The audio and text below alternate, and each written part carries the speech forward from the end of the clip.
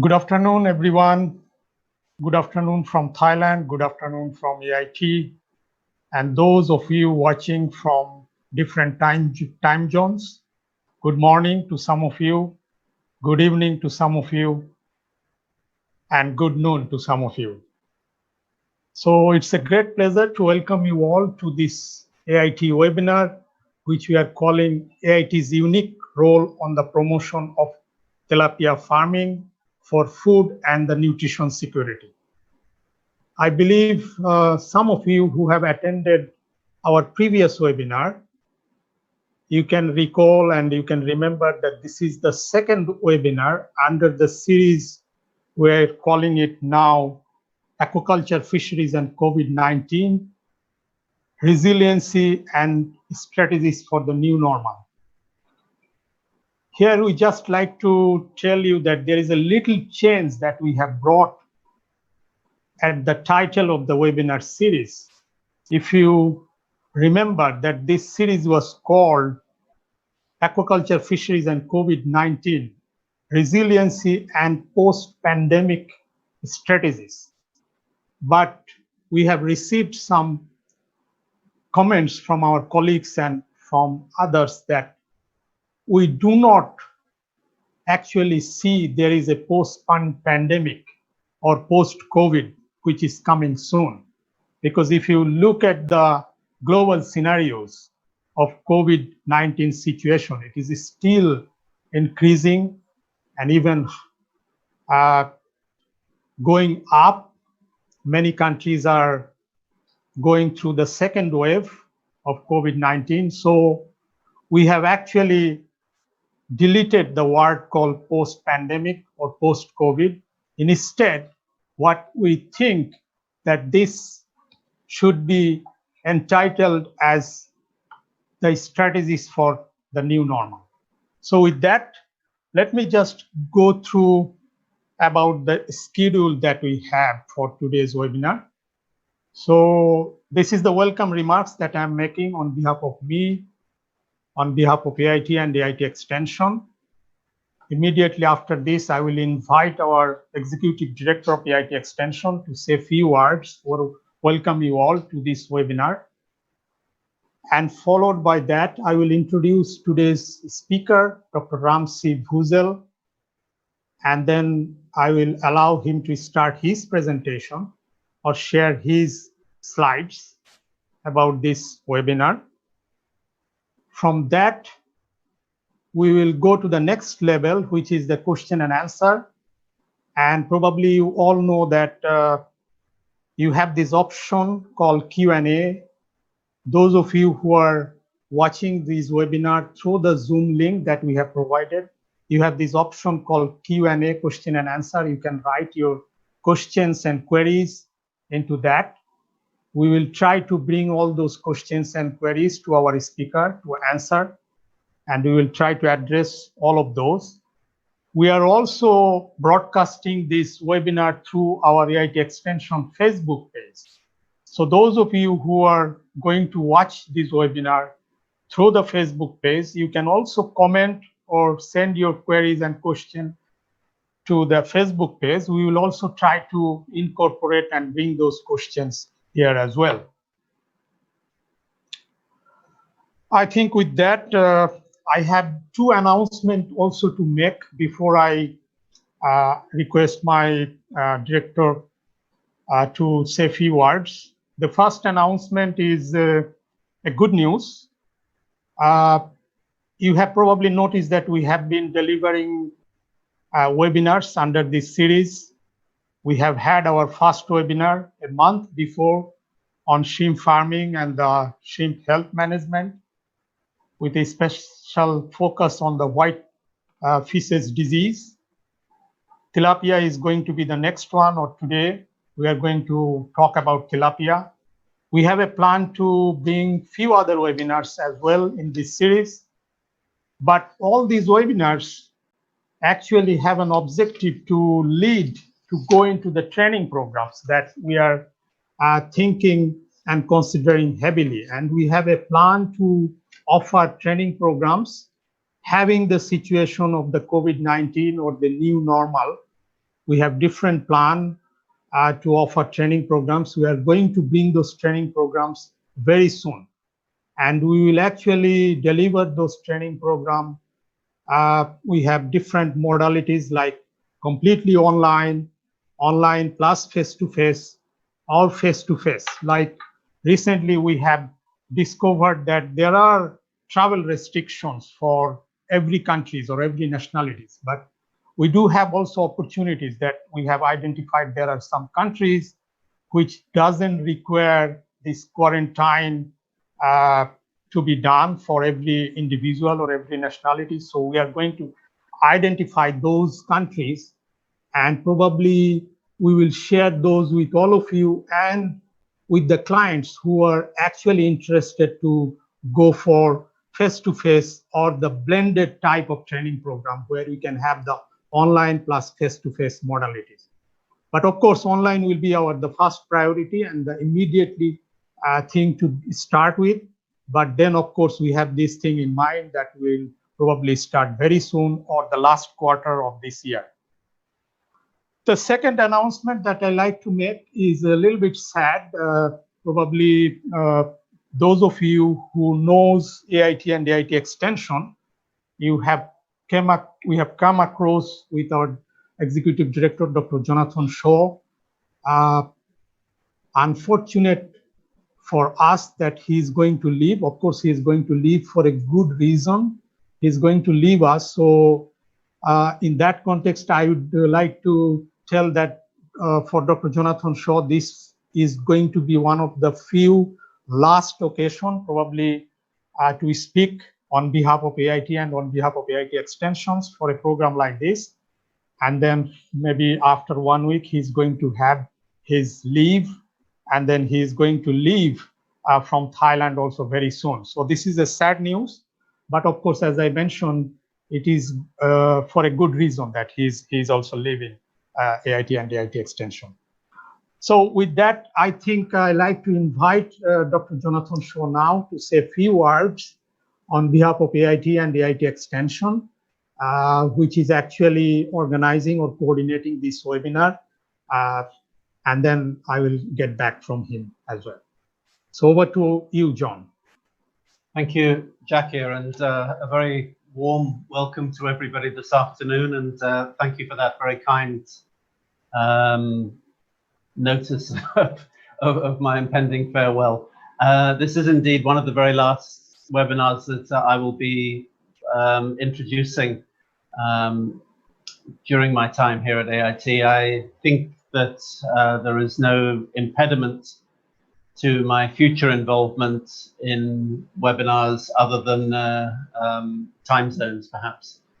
So I do hope that perhaps once I settle into my new location, then I will be able to continue to participate in AIT's webinars. This series, as I noted earlier, is a very important one, and I'm very happy to say a few words introducing this second webinar in the series on AIT's unique role on the promotion of tilapia farming for food and nutrition security. When I first came to AIT many years ago, I think the aquaculture program was the one that I was introduced to at the earliest stage, and particularly the work that AIT was doing on tilapia. So I think it's useful now, perhaps 30 years later, that we have one of the key figures in the research that AIT has been doing on tilapia, to look at the role that AIT has played across the region, and to highlight the lessons learned and the prominent takeaways. So we're delighted to be able to welcome Ramsey Bhuzel to this second webinar. As Jakir said, he will introduce Ram in more detail. I've known Ram for many years, and I'm also looking forward to hearing from him this afternoon. So thank you very much, everybody. Thank you for joining us. And we look forward to a very productive and a very rewarding webinar this afternoon. Thank you very much. Thank you very much, Dr. John. So at this point, I think it's time to introduce our key speaker or the main speaker for today's webinar, Dr. Ramsey Bhuzel. I think Dr. Ramsey Bhuzel is already known to all of us, at least who have received this invitation for this webinar and who are in the field of aquaculture, not specifically in tilapia, but in any form of aquaculture. He is known not only regionally, but I must say that he is known to globally for his work specifically on tilapia, but also broadly in the area of aquaculture and the seafood farming and seafood business. So Dr. Ram, I think I like to say few words, or I like to bring few things about Dr. Ram to all of you, just to reiterate that who is him. Dr. Ram is originally from Nepal, so he's a Nepalese national, but he has been living and settled in Thailand for more than 20 years, I guess. He started his life in Thailand through a master's degree at Asian Institute of Technology back in 1990s or around the end of 1990s. Immediately after his master's degree, he started working with tilapia. And that's the beginning and probably the key point for this webinar that I like to emphasize, that during that period, immediately after his master's degree, when he started working with aquaculture and aquatic resources management program or field of studies at AIT, he started working with tilapia. And his immediate work was to work with a private company or the private entities to basically promote tilapia hatchery technology and the farming technology. I suppose some of you know the Namsai farm, which has been, again, a very well-known private entities in promoting tilapia farming. Tilapia hatchery technology is one of the most advanced hatchery technology and the farm in Thailand and probably in the areas or in the region as well. So Dr. Ram's attachment was with AIT and was with Namsai farm, where he basically started developing these new techniques to hatch tilapia and to do farming of tilapia. I think during that period, he started his PhD as well, and all of his PhD work or research actually was done during that period, where basically this success of tilapia hatching technology was developed, and it was adopted by thousands of companies around the world, I must say. I think that was one of the key things that I need to say. Of course, after finishing his PhD, Dr. Ram also did his postdoctoral work with the University of Stirling in Scotland in UK, and also with the University of Montpellier in France. But of course, he had continued working with the AIT, and until now, he has been working with AIT. His present position is he is actually also the founding chairman or the founding director of Aqua Center in AIT. So we have a center called Aqua Center that is basically to promote aquaculture technology, including tilapia hatchery technology and tilapia farming technology globally. So he's the director of that center. He's also the research associate professor at the Department of Food, Agriculture and Bioresources. We call it FAB, or Food, Agriculture and Bioresources Department, under the School of Environment, Resource and Development at AIT. And of course, he is a very well-known researcher, and also he's leading many research projects and R&D and also development projects as well. I think Dr. Ram will talk during his presentation, some of those, or he will bring some of those things. Dr. Ram has also published quite a lot in the literature. Of course, he has published many journal articles, and also he has published book. I think one of the most important book that I must need to mention here is called A Manual for Tilapia Business Management, which is actually uh, uh, you can find it through eBay or Amazon.com. This book is quite famous and well known to the tilapia practitioners. I think with that, I like to invite and Dr. Ram now to say a few more words. If I miss anything, or if you like to mention some more thing about his introduction, and then of course start his presentation.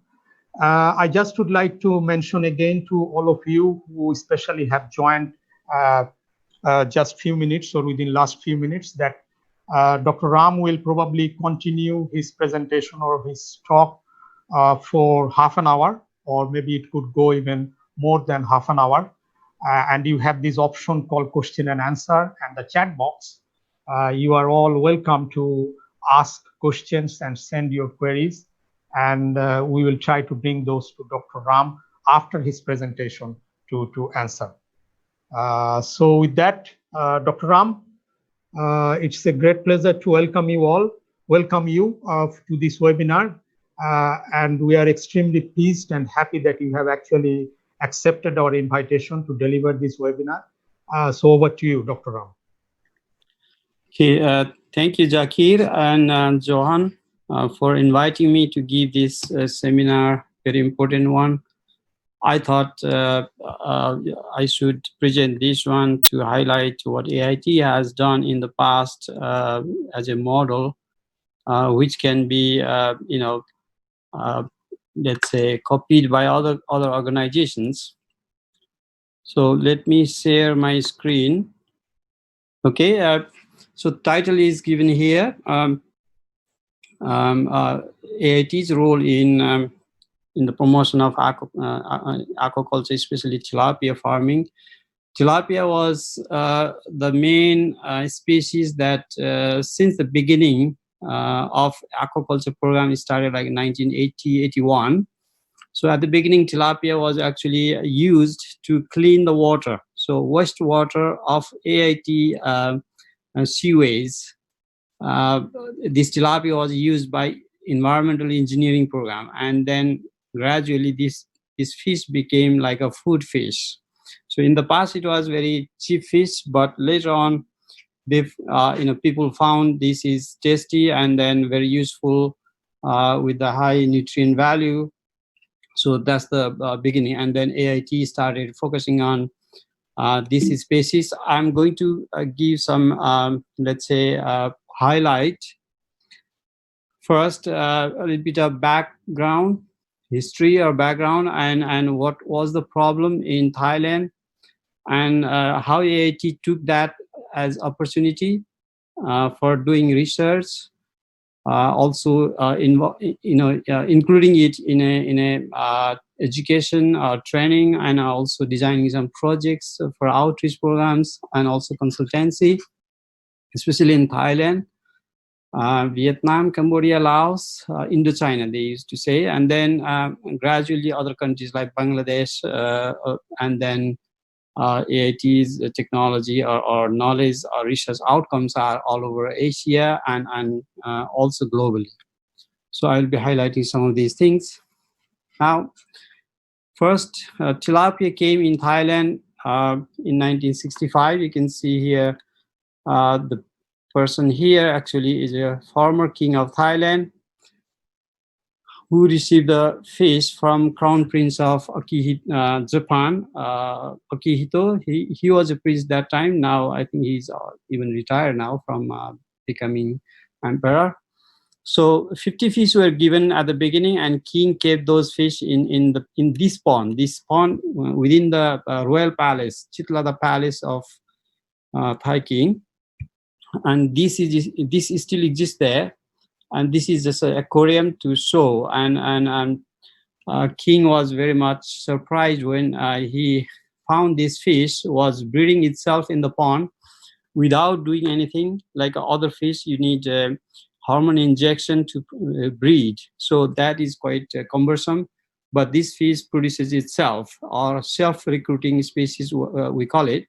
So King was surprised, and then he thought immediately, oh, this fish should be very useful for the poor people who cannot do by themselves, the hatchery or doing injection of hormones in case of other species. So he was the one actually distributing the fish from this pond to 10 stations of the Department of Fisheries in Thailand, and asked them to breed more, produce more, and do research more, and distribute to the farmers, so that farmers in rural areas, especially poor people, could get benefits. So it was the King's idea, and people know this fish is King's fish now, and nobody thinks this is exotic. And originally this fish came actually from Nile River in Egypt, from where King of Egypt has given the fish to the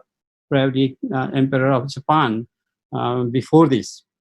And then later we found this fish has been given to the Sultan of Indonesia and also King of Nepal, so that this fish could also be useful in those countries. So thinking that the former king of Thailand has done that.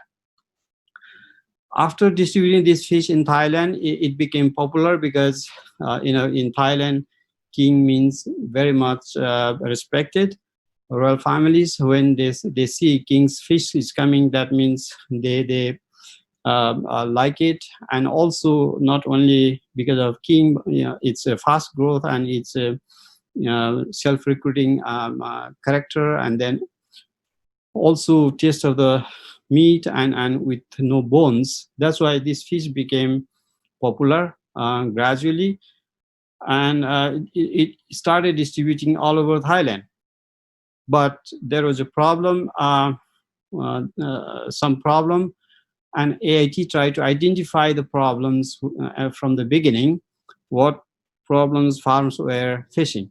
So there were actually two major problems at the beginning. First is farmers say the fish they stock in the pond, small fish, they disappear.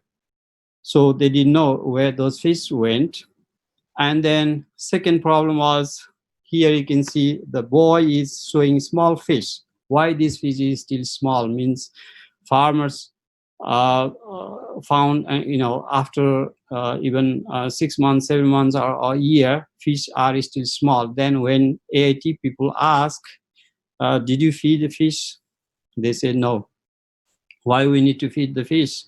In the river, in the lake, you can find fish, big fish, nobody feeds them. So they thought even in the pond, fish should grow without any inputs or any feed or anything. So that's the way people thought that time. So AIT immediately started thinking about how to solve these two problems. So one is small fish disappear when they stock, and another is fish did not grow even for a long time. So AIT was the one,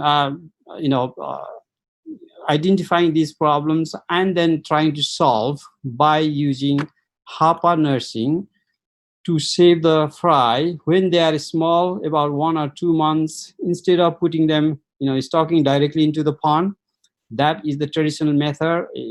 Most of the countries, they stock small fry in the pond, so they disappear because birds eat them, and then also predatory fish like a snakehead, catfish, they eat them. So to protect from these predatory animals, even insects, then idea came to use as a Hapa. And Hapa word, we don't know from where it came actually, but initially Hapa was made from the mosquito net. You do upside down and becomes Hapa. But gradually that developed, using some nylon nets and stronger nets. So these blue nets are popular nowadays, and these nets from Thailand, they are all over the world. So that idea came from there, to protect the small fish. When they are bigger, like a 5 gram, 10 gram, then you stock into the pond so they can survive better. So the survival went, I think, based on our data, something like from 20-30% to 90% or something. Even sometimes you get 100% survival if you protect properly, cover the net to protect from the bird, and then these fish from the pond, they don't go inside. So that's the way AIT actually develop, improve the existing system. Similarly, how fish can be grown faster, or they can grow faster. So it is the food farmers are not giving. If you tell them buy feed from the market and feed every day, it costs money. That's why they will not do it. So instead of that, how can we grow some natural food in the pond? So idea came about the pond fertilization. So fertilization idea came from there. And a lot of research were done at AIT, how much to fertilize first, maybe goat manure, cow manure, chicken manure, pig manure. A lot of manures were tried, and chicken manure is the best, and also pig manure is still okay. And later also urea and TSP or chemical fertilizers are easier to handle, and they are found everywhere. And there is no concern about these chemical fertilizers, because agriculture people in vegetables, in rice, everybody is using urea and TSP. So using them, you can make the water green so that fish can eat, especially tilapia eats plankton. So for carnivorous fish, it is not the way, like a catfish needs feed, but tilapia can eat plankton and grow faster. So these problems are solved. However, there is another problem came again. The original seed need to be very, very good in terms of genetics, in terms of other things like a fast growing. If the seed is not good, so even though you feed good feed, or you manage green water very well, but still they may not grow if the genetic makeup is not very good from the source. That's why another problem came here. Quality seed, or not very good quality seed was there in the past, because they were collecting from the wild, or they were collecting from the pond, and then they used to be small and big. So when you have a small and big, the bigger ones will dominate the small one, and then when you stock this way, you not get uniform size fish. So how can we get this fish uniform size at harvest? So that was the question, and then AIT tried to find a way how can we produce very good quality uniform size fingerlings, so that farmers, when they stock, they will get that type of uniform size and big size tilapia that has a high price also. So these were the questions at the beginning. So in tilapia, we have some problem. It's intrinsic problem, because one female cannot produce like millions or 100,000, 200,000 unlike carps or even pangasius. 7 kilo pangasius can produce like 1 million eggs, whereas one female of tilapia will produce hardly like 1,000 eggs, or sometimes even less. So how can we produce millions of eggs? Because demand was millions and millions. So that was the question. And then AIT tried to do a lot of research to gathering more females. And then again, all the females in the same hapas with the same age, fish will not even give the eggs same day, same time. So asynchronous breeding is another problem in terms of management. Like when you inject a hormone to catfish or pangasius or any carp, they will release all the eggs at a time, at once. So all the eggs are same size, so you can manage easily. Whereas tilapia breeds naturally. It doesn't respond to the hormone. It doesn't respond to any other environmental situations. So individual fish, they are different. They release eggs at different time. So how to manage these things was really challenge. So AIT did a lot of research, especially at that time it was a European project. David Little, he's a professor in Sterling University at the moment. He did his as a part of his PhD research here, but funded by European Union. So he tried a HAPA-based system to manage the brood stock. Large number you need, like thousands of females, not like a carps or catfish. So he actually compared the breeding in tanks and then also in the pond and in Hapa. Then comparatively, Hapa based system is easy to manage and cheaper also, not like a tank. Tanks need a lot of space, it costs a lot of investment. So a Hapa-based system was recommended, and at the beginning we had like 120 meters square Hapa, and then later now people are using 60 square meter, and there is a sex ratio to use, two female is to one. Sometimes now some hatcheries are using even 3 females is to 1 male. So every week you collect the eggs, or every 5 days depending on the farms they use. And after collection, there is a method how to separate by stage, developmental stage, like stage 1, 2, 3, we call it. So stage 1 means 1 day old, stage 2, 2 day old. So it, like approximately 1 day is for each stage. After collecting, then we artificially incubate them in jar. So at the beginning, we are using even Coke bottles. So it was a low cost technology. And there is nothing except one pump to recycle the water. There is no machine high tech here. It's just a tap using the water, downwelling water, moves the eggs, and they hatch within a day or 2 or 3, depending on the stage. Like a stage 1, very fresh eggs, fertilized eggs, just fertilized eggs takes maybe 4 days. Others eggs maybe 2 days, 3 days, they will hatch. So after hatching, we put them in a tray, another system where swim or fry, or they still have some yolk sac, and they finish this yolk sac. During this time, we don't feed anything. And when they finish, then fry become swim up, or up. They can swim on the surface, and they are ready to accept external food. So after that, then we do sex reversal.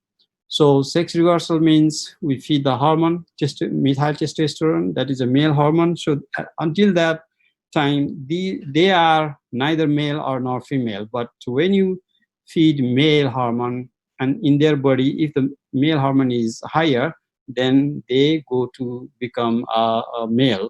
Even genetically, they are females, but females show male phenotypically, and male remains male. So 21 days hormone feeding and 60 milligram, these were all fixed by the research. Like some in Philippines, in other countries, they were feeding like a 30 days, 35 days, but we found 21 days is the best to save the cost, and also quality maintained, 99% male, or even 100. And after doing some nursing, then you sell to the farmers. So after conditioning in tank, you can pack in the plastic bag, and then putting them into foam box, you can export to anywhere in the world. So AIT did all this technique developed, and then even AIT, this unit is running like as a commercial unit within the non-commercial university, to support its staff, to support the research. So this is a unique example. So this example has been actually copied by many colleges in Thailand, and some government stations. They run tilapia hatchery to generate income. And we do have also quality control, quality monitoring system. So we take samples from gonad and see under microscope after staining. So if females, you can see clearly this is female and others are males. So percentage of male is important in this case. Like some of the hatcheries that we are helping them to monitor, like this is from India, there is no female found. That means 100% male estimated. So quality, that means quality is very good. That's why this type of data will help these hatcheries to show to the farmers, look, we have maintained our quality in terms of percentage of male. So for 5 years, Namsai farm, where we apply that commercial scale using this AIT technology that was I'll discuss later. They also maintain this way. That's why it became popular. So all these techniques were developed at AIT, and this was the whole hatchery of AIT. I was working there when I finished my master's, and I work on all my PhD time, get experience, and then David Little was, after he graduated, he became a professor here. And then I was under him doing PhD actually, and then he was the one actually having contractual arrangement with the private company to disseminate this technology or transfer technology to the private sector. So this is a unique example. And after having success, then many farmers came to buy fingerlings, and it became, AIT became popular actually. And even King of Thailand has visited, and also Princess, and also King of Sweden, when he came here, visited AIT, and AIT had, something to show. That tilapia hatchery became like a number 2 item to show what AIT has to offer. Something has important technology development. And this is the one Namsai farm that Zakir also mentioned here. He is the manager here. He was working here first, and then he started establishing another company to utilize this technology. And then we had a 5 years contract with them to provide the technology, and also monitoring the quality every month. Like I went there to check their quality, taking samples, like 99% was AIT's standard that we said that time.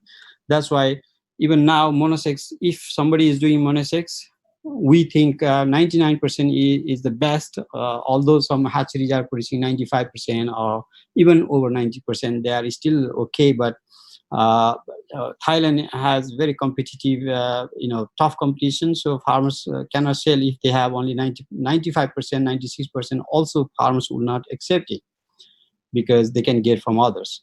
So with this contractual arrangement, AIT was successful in this, managing these things. And then single hatchery had 200 staff. That means jobs created.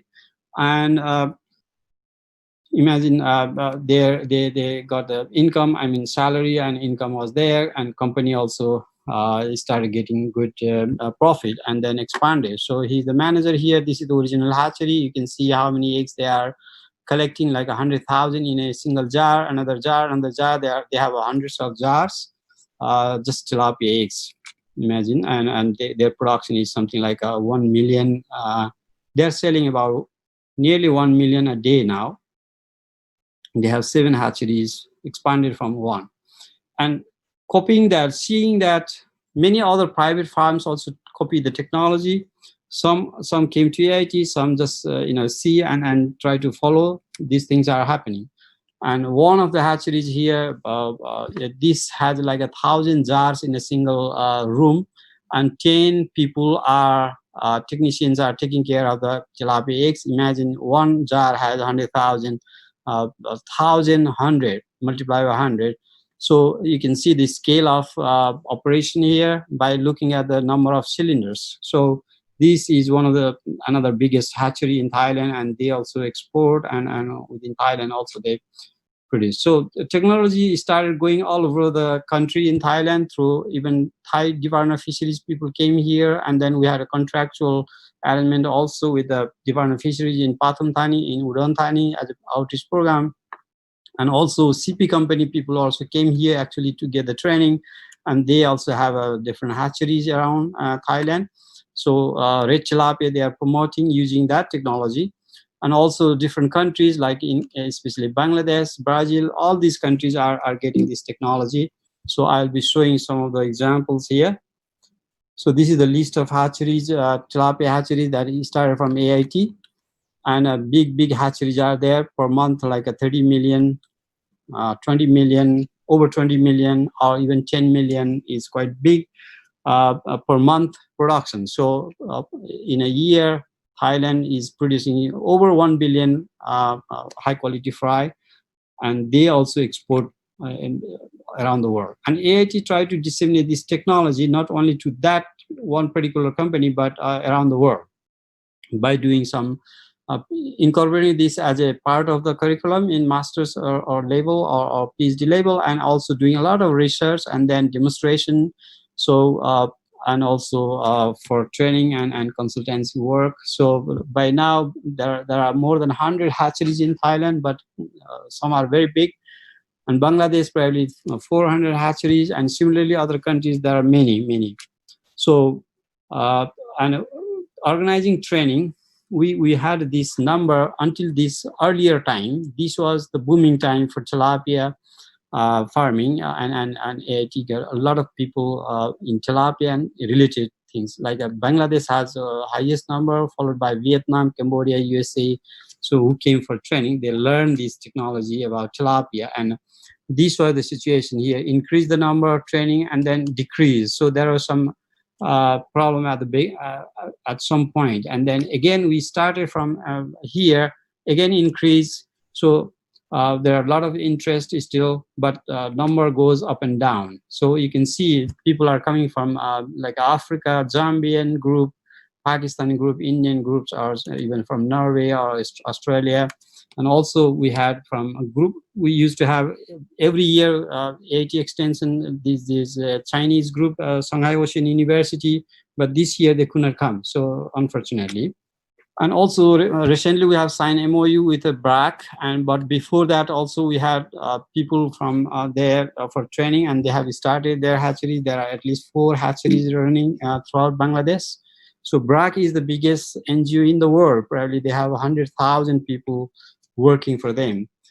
This is one example here how they are producing this, utilizing this technology. Now you can see technology is going all over from Fiji to Mexico. You can see, let me try here. I can click, I think there are some pictures, but maybe I have to, yeah, this is in Fiji. Yeah, actually there are pictures here. Yeah, I can. In Brazil also, the people came for, learning this technique, and then they have also started other countries like Zambia, Nigeria, and then also it didn't work actually. When I click here, there are hatcheries, picture from Iran, yes, picture from Iran and Pakistan. So all these are there, you can see, but these are actually less than what I can put actually here. There are thousands of other hatcheries. So these are just examples in East Timor. This is from Laos. So somehow slightly different models, but they are still working. This is in Cambodia recently, just 2 years ago, they came for training, and then we have a project now, and then cage culture of red tilapia, they are using this, and it has become a model in Cambodia. This is in Pakistan, and they have done also cage culture in lakes. This is in India. India was banning tilapia last 30 years. Now they are opening because of our actually efforts to help them through private company. Now government is also opening. So this is one hatchery in Raipur or Chhattisgarh, where a guy came for training. Then I've been invited several times to help, and also cage culture in lakes has been starting. Earlier, it was not allowed, and they even organized Tilapia Summit. And Africa, Kenya, Ghana, Malawi, also Nigeria. We have a couple of Nigerian here. I think he came for training. He must be listening as well today. In Zambia, I was there as a FAO consultant to promote this technology. So Zambia has been really pushing hard, and then they are actually getting good impacts. In Thailand, you can see tilapia is booming in cases, and you can see market is flooded with this tilapia. This is what they call it, 3-star chicken restaurant selling actually tilapia, because tilapia became so popular. Not only chicken you can sell, but you sell tilapia as well. And in Thailand, you can see tilapia production was not that much. Only after, although it started from 1970s, but actually it started from somewhere here when this tilapia hatchery technology was there. So that has impact on increasing production. And then recently it goes up and down because of the disease and some other things, but it's still going up. So another is in Bangladesh. You can see there is no tilapia, until 2001 or 2002 they started, and then production started picking up and growing very fast. And Bangladesh has, I think, the 4th in the world or something in production of tilapia. And tilapia has become actually number 1 among the species when you compare individual species. It was grass crab in the past, but now tilapia is reaching almost like a 7 million ton, whereas grass crab is below 6. So tilapia means especially mainly Nile tilapia and its hybrid. Red tilapia is also part of Nile tilapia when you combine. So the exponential growth of tilapia, what that means, it has a big impact on food security, and many farms are earning, hatcheries are earning good profit. So total production in the world globally, if you look at China, is still higher. In China, still this technology is not there, except few hatcheries, maybe 1 or 2 hatcheries are there, but we are trying to introduce more.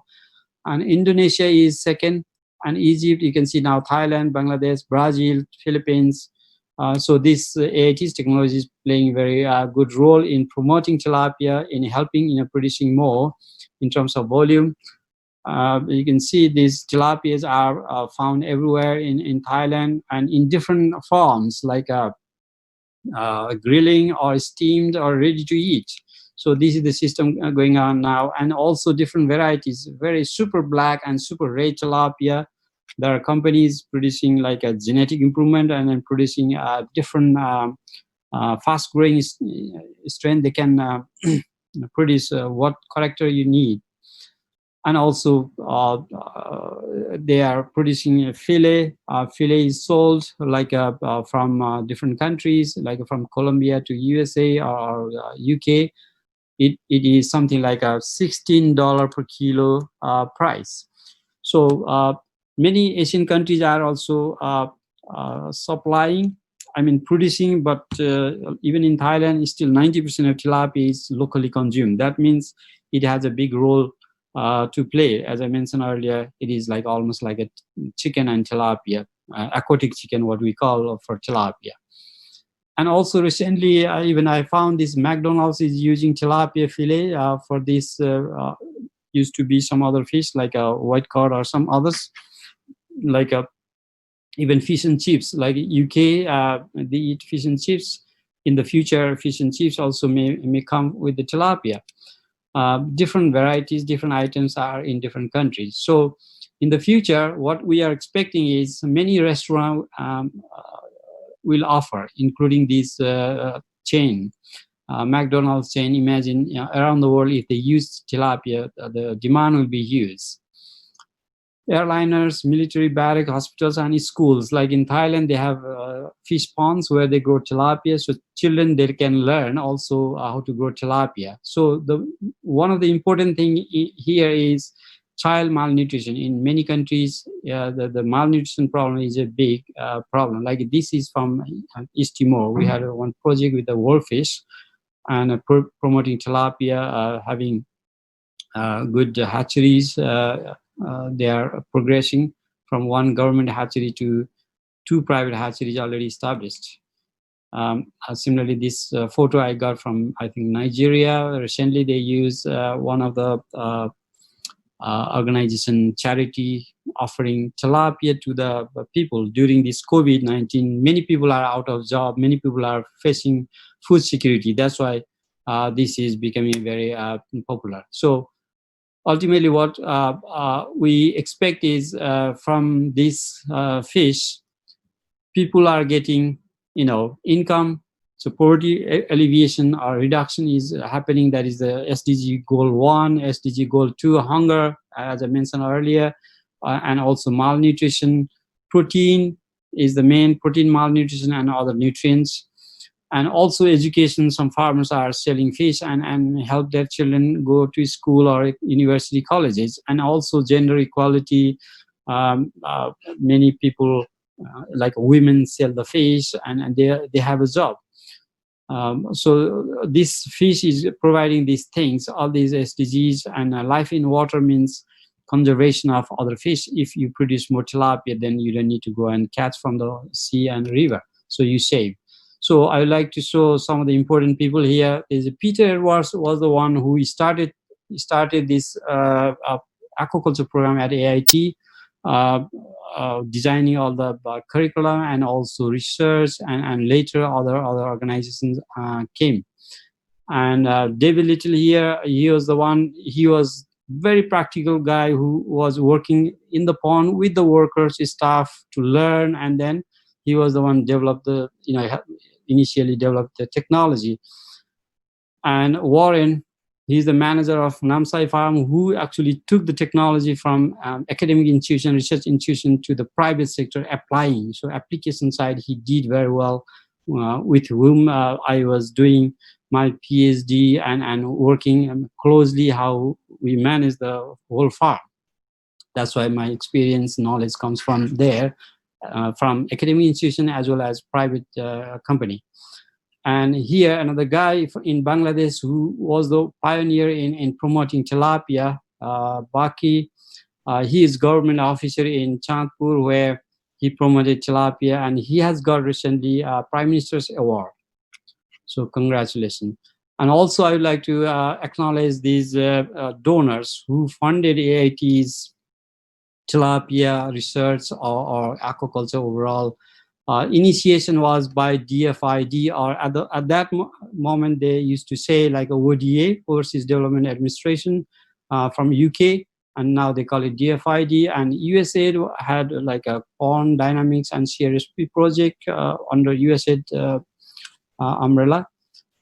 And also later there came others like a Swedish SEDA, Danida program for outreach, and European Union. Now we are doing more projects, but it was since earlier. First, actually, hatchery, David Little's project, PhD thesis, PhD research project was under EU.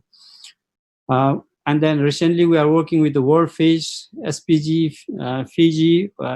SPC means South Pacific Community Island countries. And we have been doing with the FAO as well as, and national governments have given a lot of scholarship to come and study here, especially Thai government.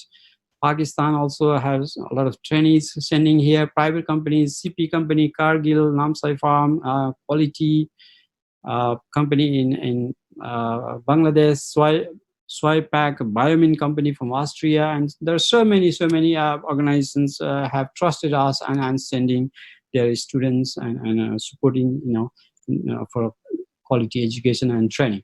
So in conclusion, I'm coming to close to the end.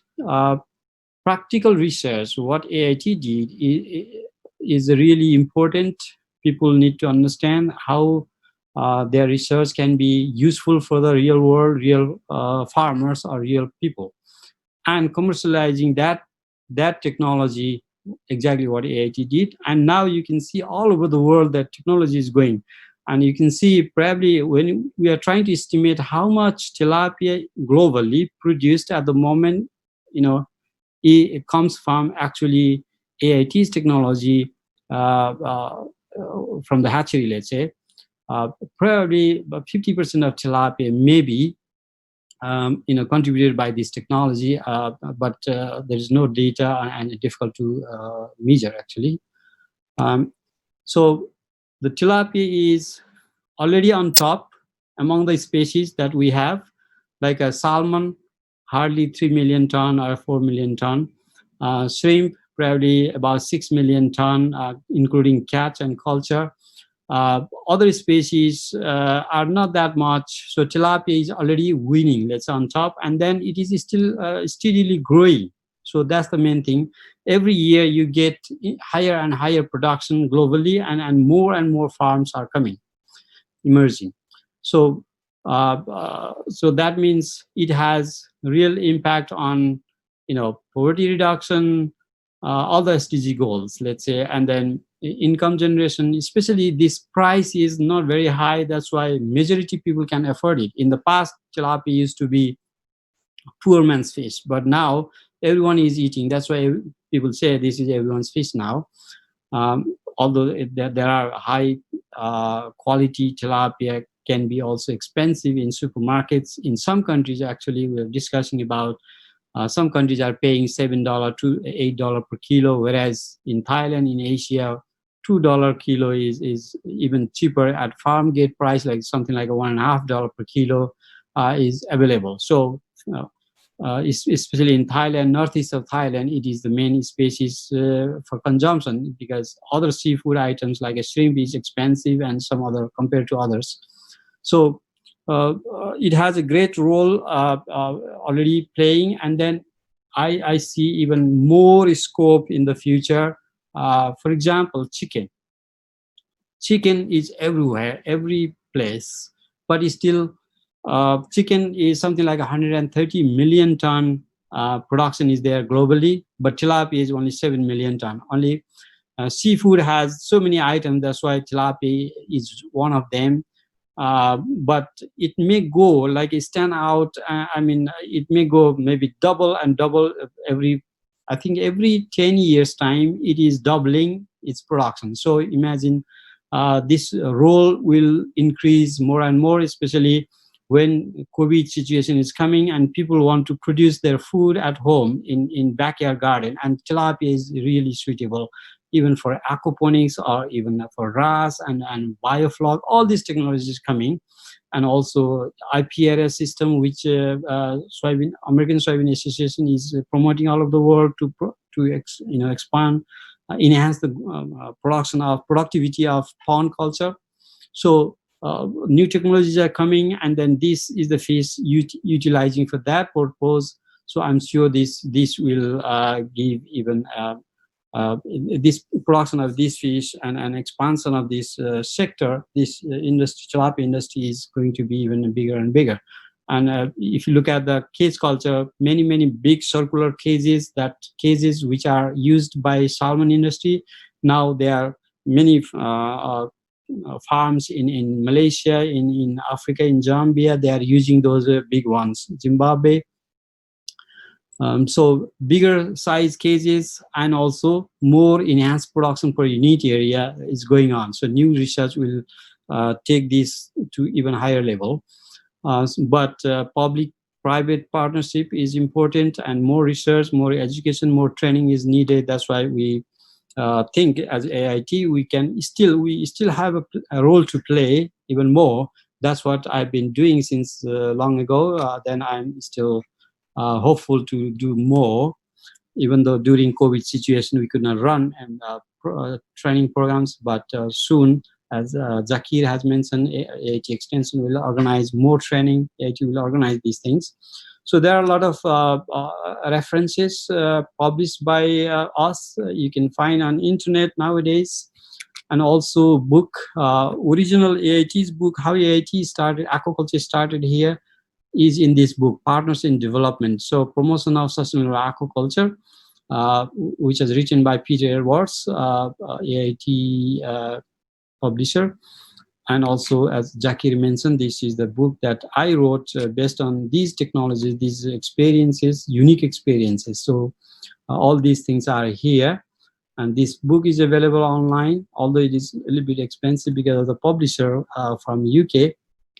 But there may be some like a PDF version or some those soft copy may be available. Thank you very much. That's what I wanted to quickly mention, but I'm not sure that the time is a little bit longer.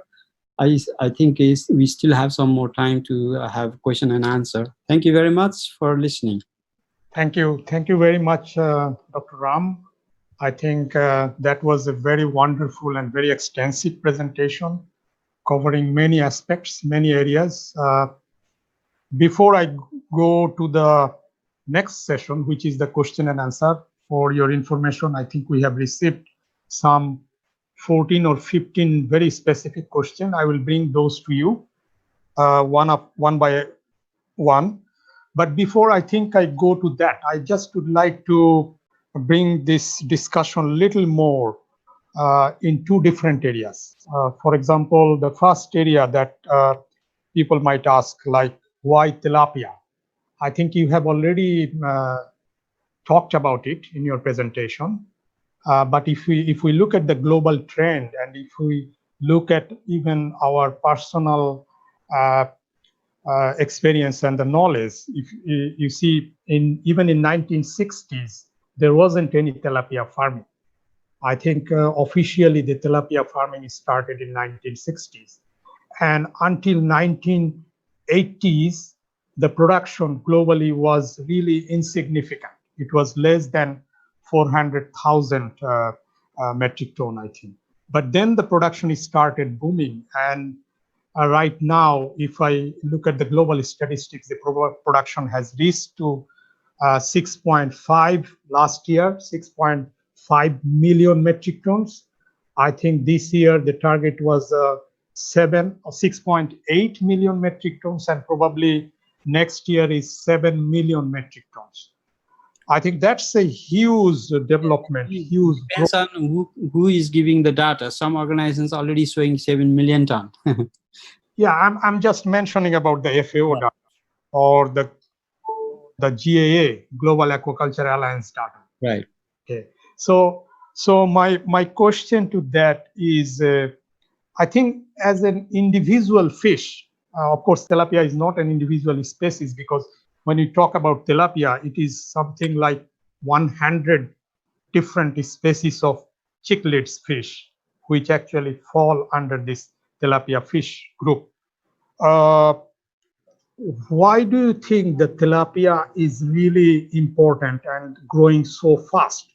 Now we can see the production is going to reach not maybe up to the level of carp, but of course carp is a mix of different species, different type of fish, which is right now probably 30 million metric tons. But tilapia is almost 1/3 to compare to carp. And if I just recall, my personal experience back in 1990s, tilapia was a backyard ditch fish. People didn't put or didn't give any importance to this fish. When people were catching tilapia, they were very unhappy. They were not really putting this as an important fish compared to when they catch a carp like a katla or rohu, or the Chinese carp. So if you can just shed little experience from your side, Dr. Ram, why tilapia is important. Yeah, thank you, Zakir. I think it's a very important question. Why tilapia? For any aquaculture development, what you need is seed. Seed is number one. Feed, technology, let's say, technology, and equipment and other supplies and other, let's say, environmental situation. So what I think is main is the seed. That's what AIT hit that problem of seed, quality seed in big quantity, mass scale. That's why this hatchery has provided that solution. Okay, for example, sea bass is very popular fish, but you cannot produce seed very easily. Survival is 2%, 3%, like that. Grouper is very, very expensive fish. People want to eat, but again, seed production is a real challenge. 2% survival, right? You might have already some data. And whereas carp and tilapia, so there is a benefit again. In case of carp, you can produce more seed, but carp has other disadvantages, like a bone, difficult to eat. So that tilapia has another advantage, boneless meat. So over carps and many other species, like And again, food habit. Catfish was #1 in Thailand. When Department of Fisheries hybridized catfish in 1975, and hybrid catfish became #1 because of the seed availability. And when they hybridize, they have both the characters: fast growing from African catfish, male African catfish, and taste from Asian catfish. Combined, that hybrid catfish became popular, but that remained until 95 something. So about 20 years, 75 to 95. But tilapia took over. When this hatchery technology was developed, mass scale fry production and high quality monosex tilapia was possible, then this was the bottleneck. So once you have good quality seed, even new farmers can enter into this business because they will try it as a new item. So it is something like a new brand or something, new technology that created that type of excitement, let's say. And on top of that, also fast growing tilapia. Within 6 months, 5 months, you can grow 1 kilo. Nowadays, even farmers are saying within 3 months, 4 months, you can grow 1 kilo, but you start a little bit bigger fingerling. So tilapia is actually following similar development to what is happening in chicken, actually.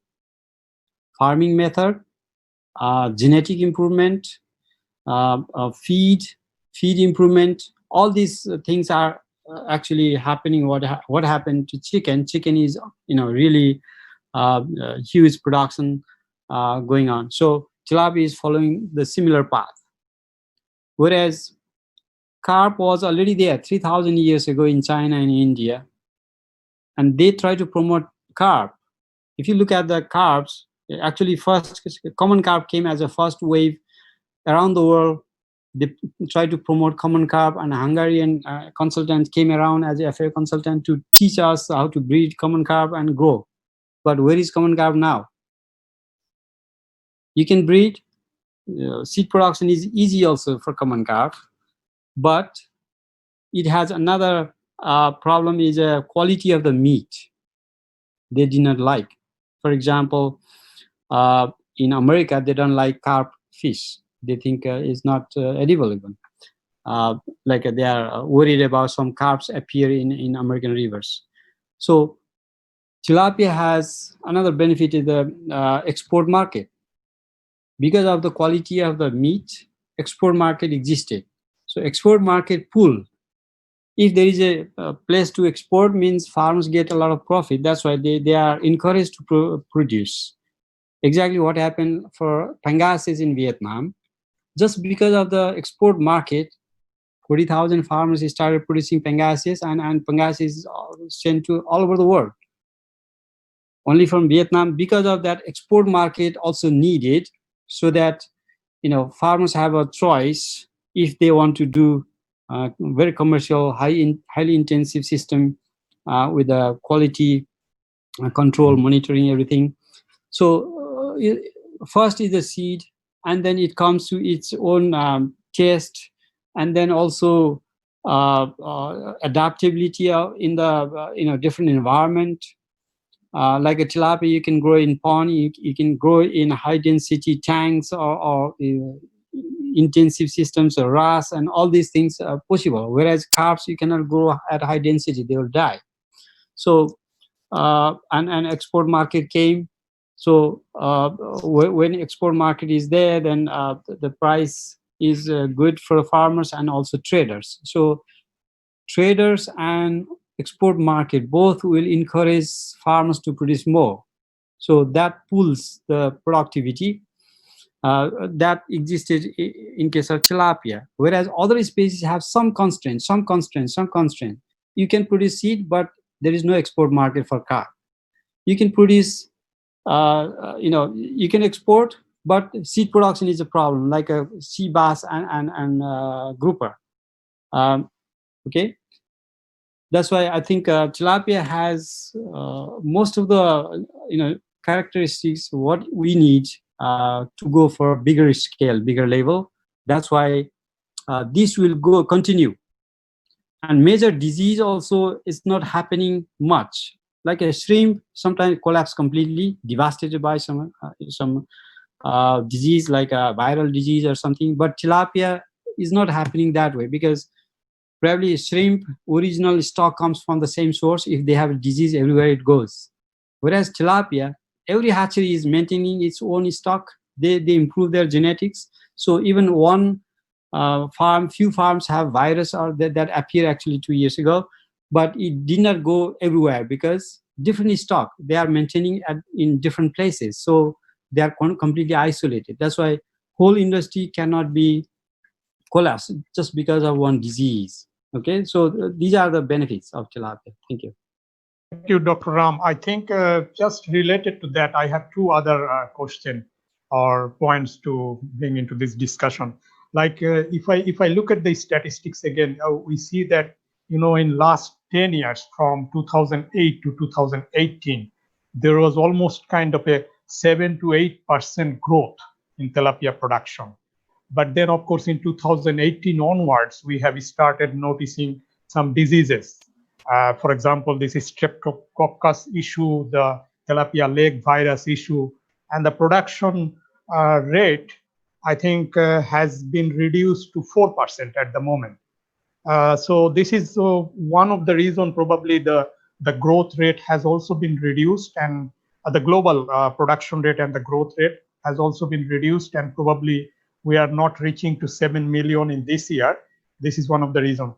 Can you say a few things about this issue? The other issue is there are some probably misconception. There are some misconception we often hear that eating tilapia probably is not good for human health. So if you can say a few words on these two issues. Not good for women, you mean? Not good for human health. Okay.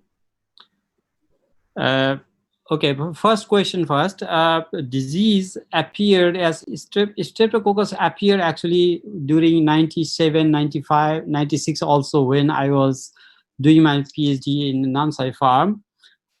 Since then, disease is always there. When fish get stressed, like a high temperature, especially in Thailand, when water temperature goes above 35 degrees Celsius, that when we measure, sometimes water temperature goes 39, even 40 degrees Celsius in some places, dry areas in Thailand, in some other countries. In that case, tilapia also die. Like we have suffered, Namsai has suffered sometimes, like a 50% good fish died actually.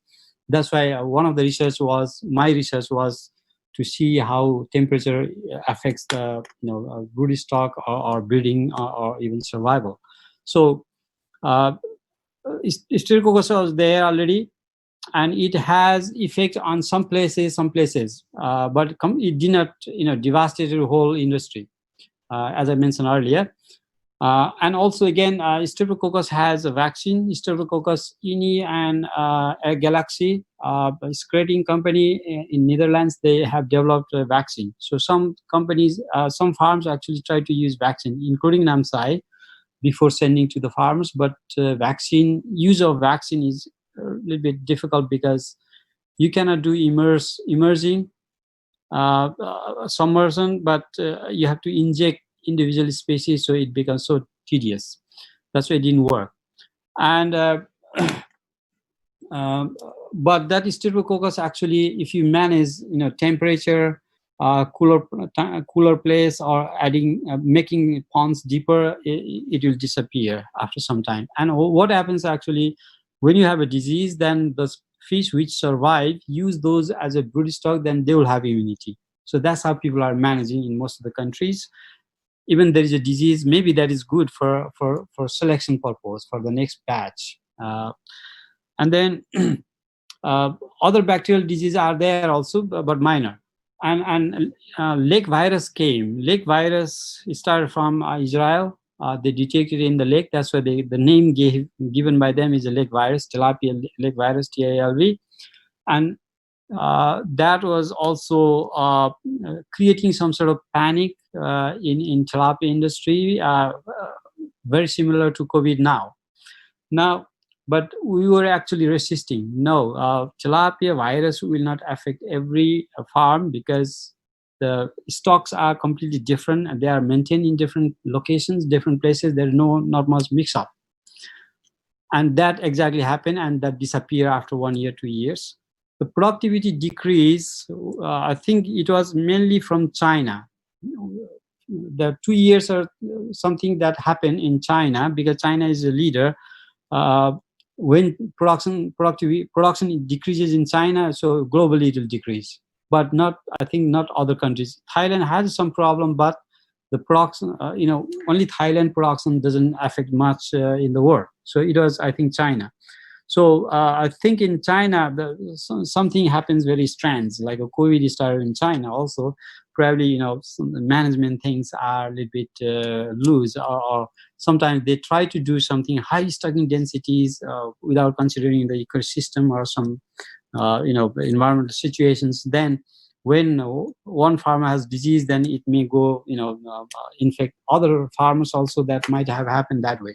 Like if you look at some of the kids culture in China, they almost like a cover whole lake, so which is not sustainable. So they have to work out these things. So somehow it happens somewhere that had some, let's say, conducive environment for a virus or for bacteria. Then once it appears, then it is difficult to immediately control. So it goes on and on, but it didn't go to other countries. Like whereas shrimp, if shrimp broodstock come from some source, like that is happening here in China, then same broodstock were coming from the same source, and that disease came to Thailand, and that goes to India or Bangladesh, something like that. It is happening. But in tilapia, that is not happening much. Okay, that is about the disease.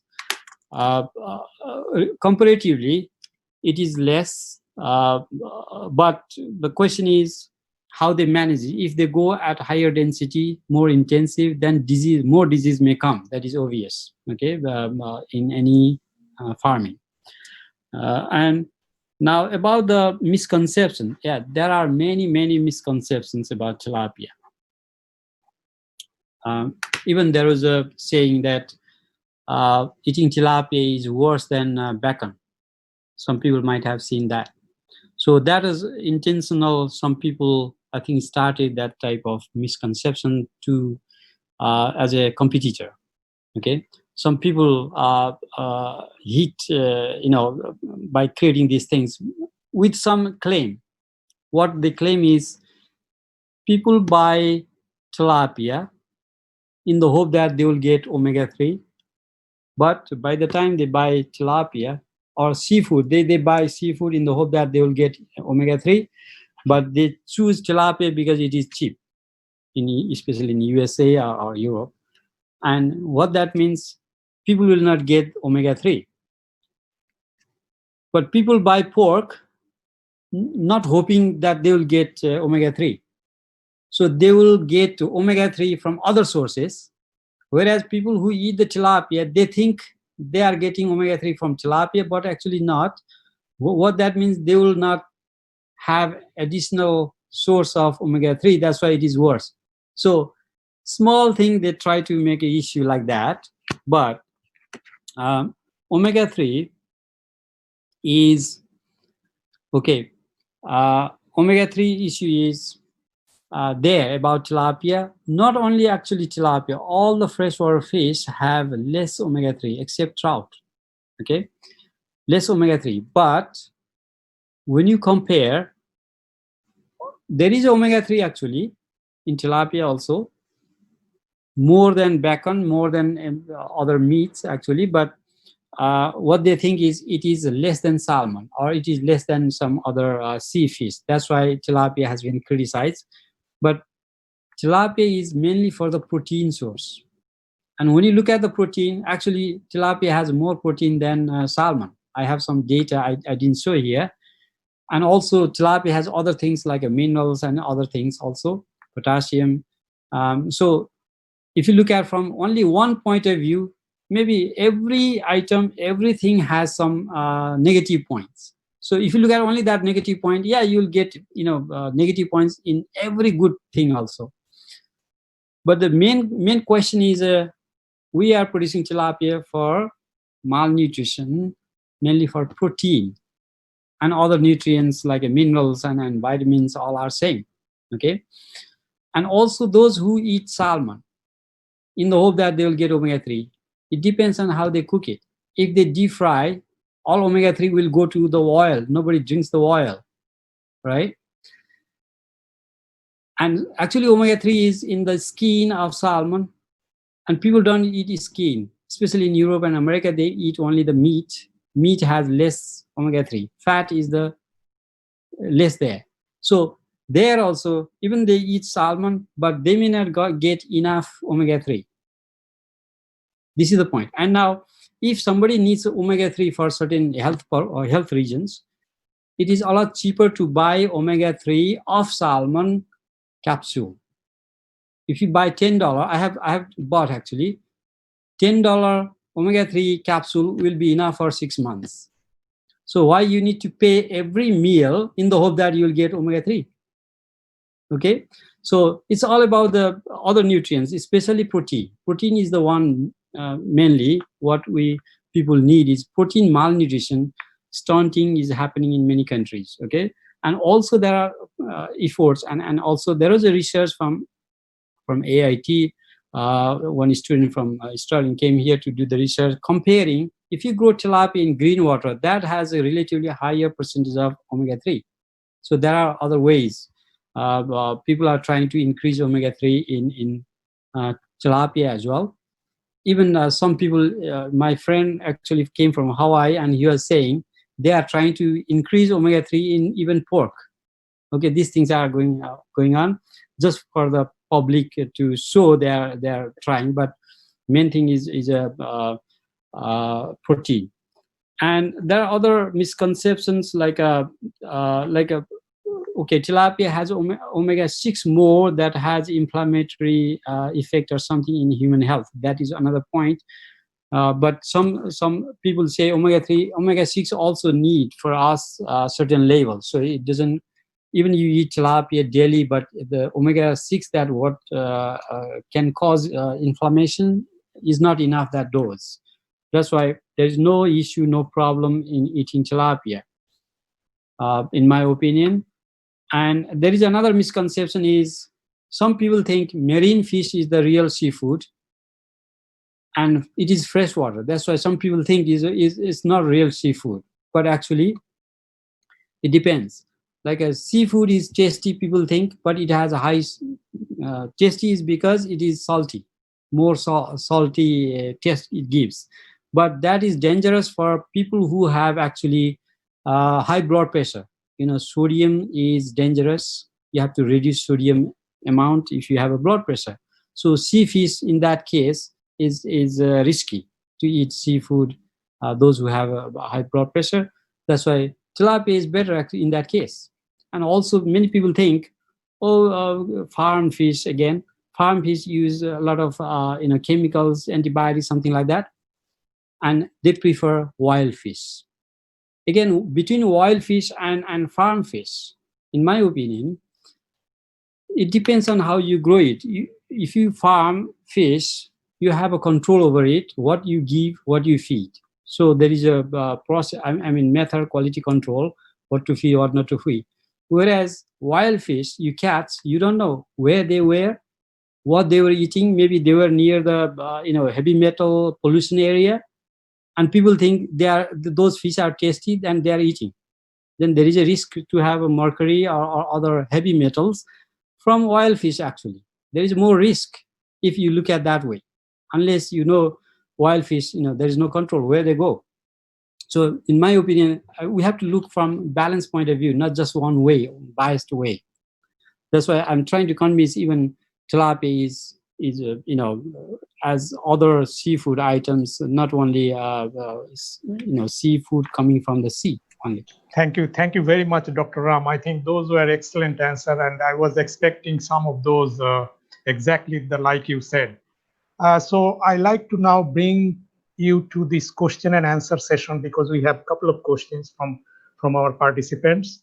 So I just would like to read and maybe you can answer. For example, the first question have come from Praveen Prasad, I think he has two questions. Initially, he asked, what is the process of conditioning of fry? And his next question is, what type of feed is okay after the 6th day till 7 centimeter size?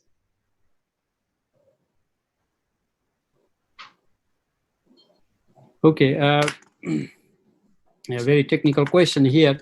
Conditioning means before selling fry from the hatchery, if you are selling and farmers are picking up or you are delivering long distance, especially more than 6 hours, 5 hours drive or by cargo, by plane, then they will make a stool in the plastic bag.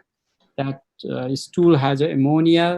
That ammonia reduces the pH and also creates the problem in the water. So oxygen level goes down, so they will die. That's why instead of feeding them, you keep them overnight. Normally we do like a 12 hours without feeding, keeping them in clean water, tap water in tank, so that they empty their stomach, intestine, everything.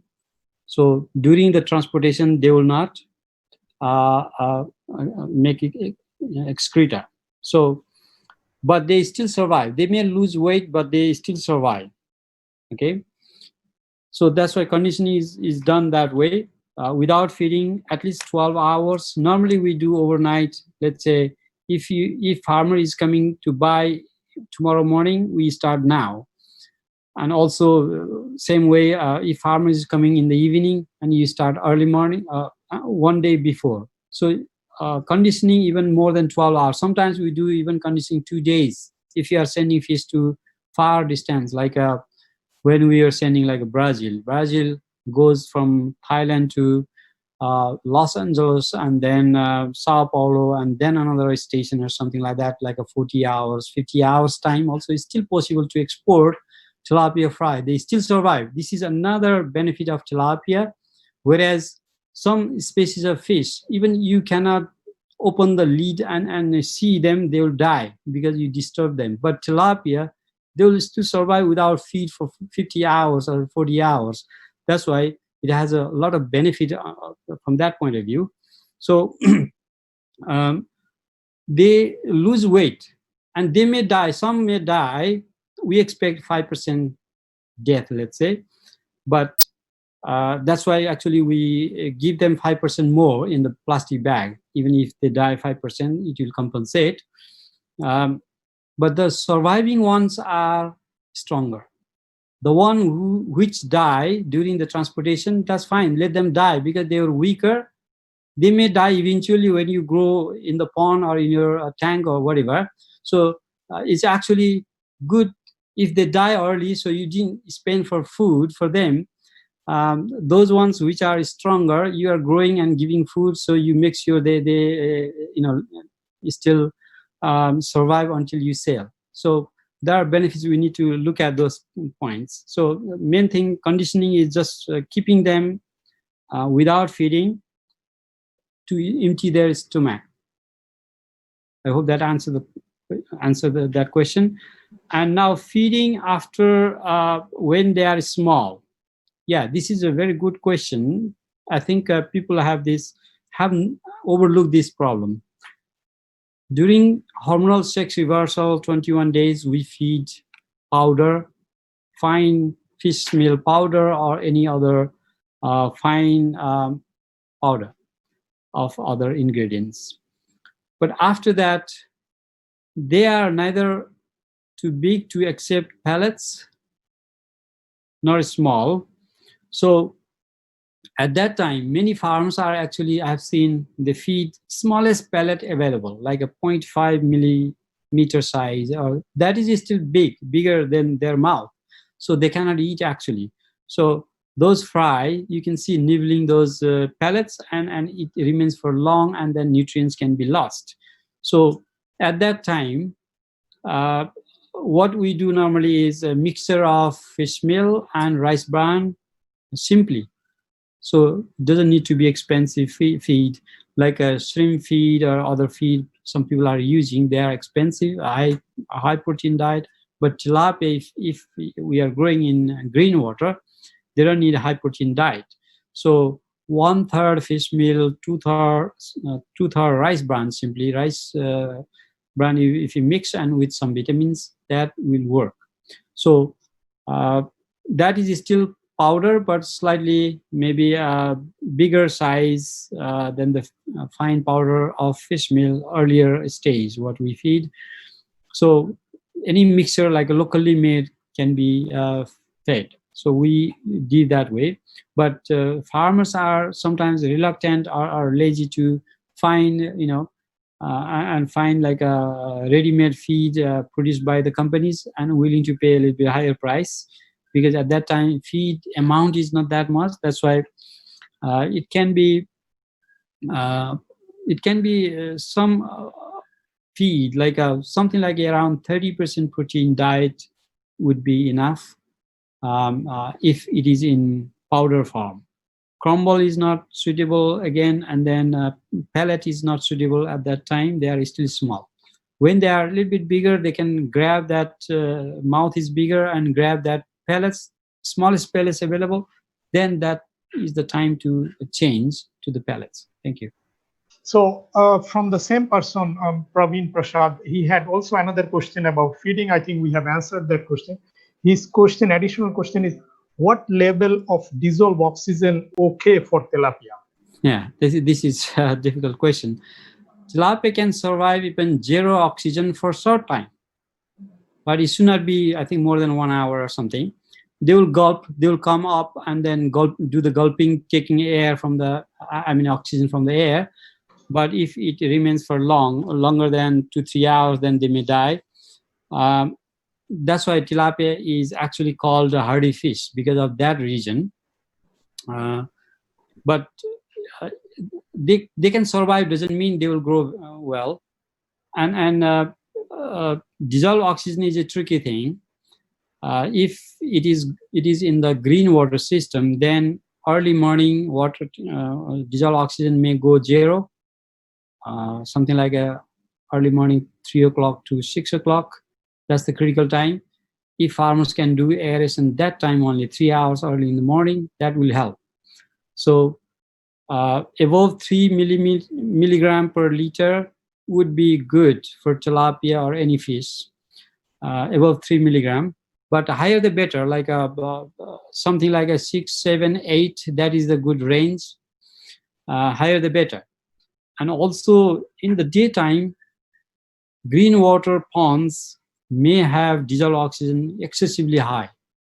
For example, I have measured myself above 20 milligram. Like our YSI model didn't work even for that. It showed error because of the excessive high oxygen. So that is also dangerous. So it creates maybe a gas bubble disease. So in that case, in the afternoon, something like 1 o'clock to 4 o'clock, that 3 hours, if we have paddle wheel to churn the water, so the oxygen from pond or water will goes off or to the atmosphere. So it's a diffusion process where oxygen is higher. From there, it will go to another place where there is lower. So in the daytime, excessive oxygen may be a problem. In that case, churning water with the paddle wheel is the best. And early in the morning, even paddle wheel will help to mix the oxygen of the air into the water. Or aeration also have different types, injection type or paddle wheel type or air stones or something. But simple paddle wheel may be cheaper. What people are doing in Thailand for shrimp, big wheels can help. So oxygen is actually major factor affecting the growth. If the oxygen is continuously higher level, growth will be really helpful. And another factor is ammonia. If ammonia is high, it will also restrict, reduce the growth, either, diluting or if RAS system, then converting ammonia faster to nitrite, and then may be helpful. Otherwise, ammonia will also reduce the growth. Thank you. Dr. Ram, we have a couple of questions from one participant's name, Adil Hassan, Said Adil Hassan. So his question, the first question is, tilapia are not synchronized spawners. When you go for egg collection, we get different stages of eggs and even fry even fry. So my question is, how can we separate them manually in commercial hatcheries having production level up to 100 millions in 3 months? Yeah, that was the problem. AIT originally started questioning, how can we synchronize? How we can synchronize? Some of the students here, they inject hormone actually, like a carp or the fish, whether they can respond to the hormone and release the eggs same time. So it would be a lot easier to manage. But they did not respond to the hormone, external hormone. So naturally they breed once a month, roughly. So we collect the eggs whenever they like to breed, whenever they like to release. That's why understanding their biology, how they breed, is very important. The eggs are developed in the ovary batch-wise. Single female will release the eggs, same stage eggs. Okay, that is one fortunate things that we have. Otherwise, if single female also release different stage eggs, then it will be a lot difficult to separate them. So what that means, one female has same stage eggs. That's why if you collect the eggs, it's possible to identify which stage of that eggs. Then you put in one bowl. Stage 1. Stage 2 means 1 day old. Suppose tilapia actually released the eggs yesterday. You are collecting today means it is 1 day old already. So it can be stage 2.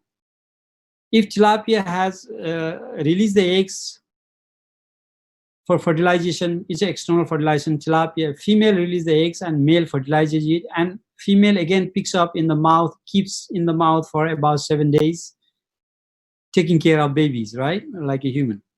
That's why tilapia is higher in evolution. It is taking care of the babies because they have a smaller number of babies. Like a human, if people have one son, one daughter, they have to take care a lot, right? Same way, tilapia has that type of intrinsic characteristics. They take care of babies. That is a good thing. So you actually grab them from their mouth. We used to call robbing. You rob their eggs from their mouth. And then you identify which stage.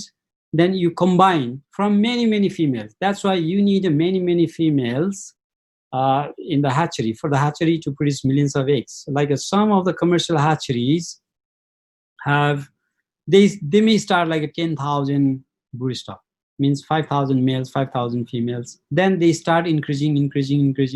Some of the hatcheries in Thailand, they have 100,000 brood stock, even more, maybe 200,000 brood stock, depends on their scale. That's why they harvest thousands of females in a single day. So they combine stage 1 eggs from many, many females, stage 2 eggs from many, many females. Okay, so that's how maximization of production can be done, by having more females or more brood stock. So managing more brood stock is the main thing for the hatcheries, tilapia hatcheries. So my whole PhD thesis was about managing the brood stock. Okay, thank you. Thank you, Dr. Ram. We have a couple of questions from Mr. Adil Hassan. So his next question is, how a phenotype male can grow equally with genetically male tilapia, with genetically modified male tilapia? That's what I understand. Yeah, there are different aspects here. One is normal male that has a XY chromosomes based on the theory. Normal male. Another is XX male.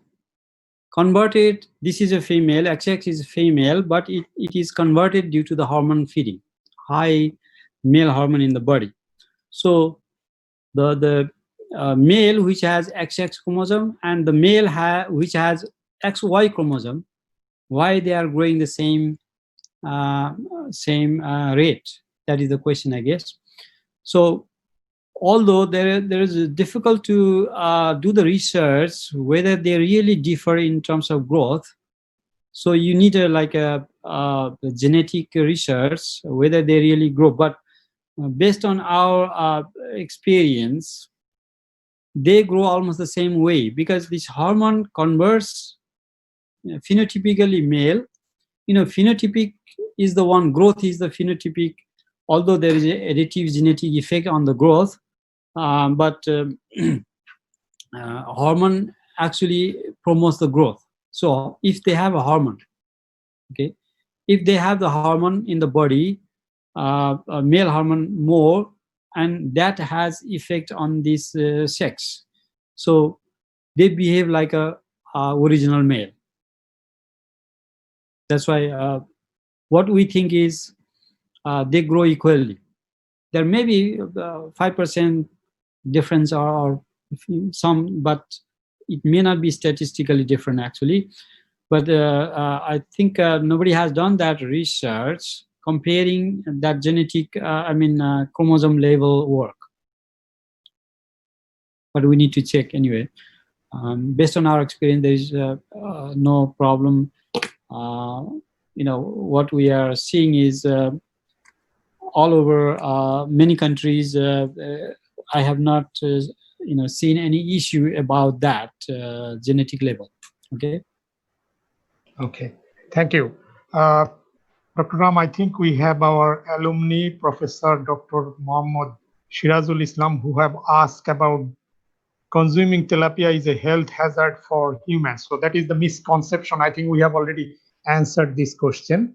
So I'm going to the next question from a person called Mutasim Billah. His question is, what is the ideal water depth in an earthen pond for grow out for tilapia? Right. Originally, tilapia is considered shallow water fish. Shallow water means around 1 meter depth is suitable, because they like to eat from the surface. Like when you feed, they come up and eat. That's why floating feed is suitable for them. However, if the temperature is high during summer, then you may choose to have deeper ponds. When pond water is extremely hot, in that case, they may look for cooler areas or deeper areas. So it is suggested actually not to have the same depth.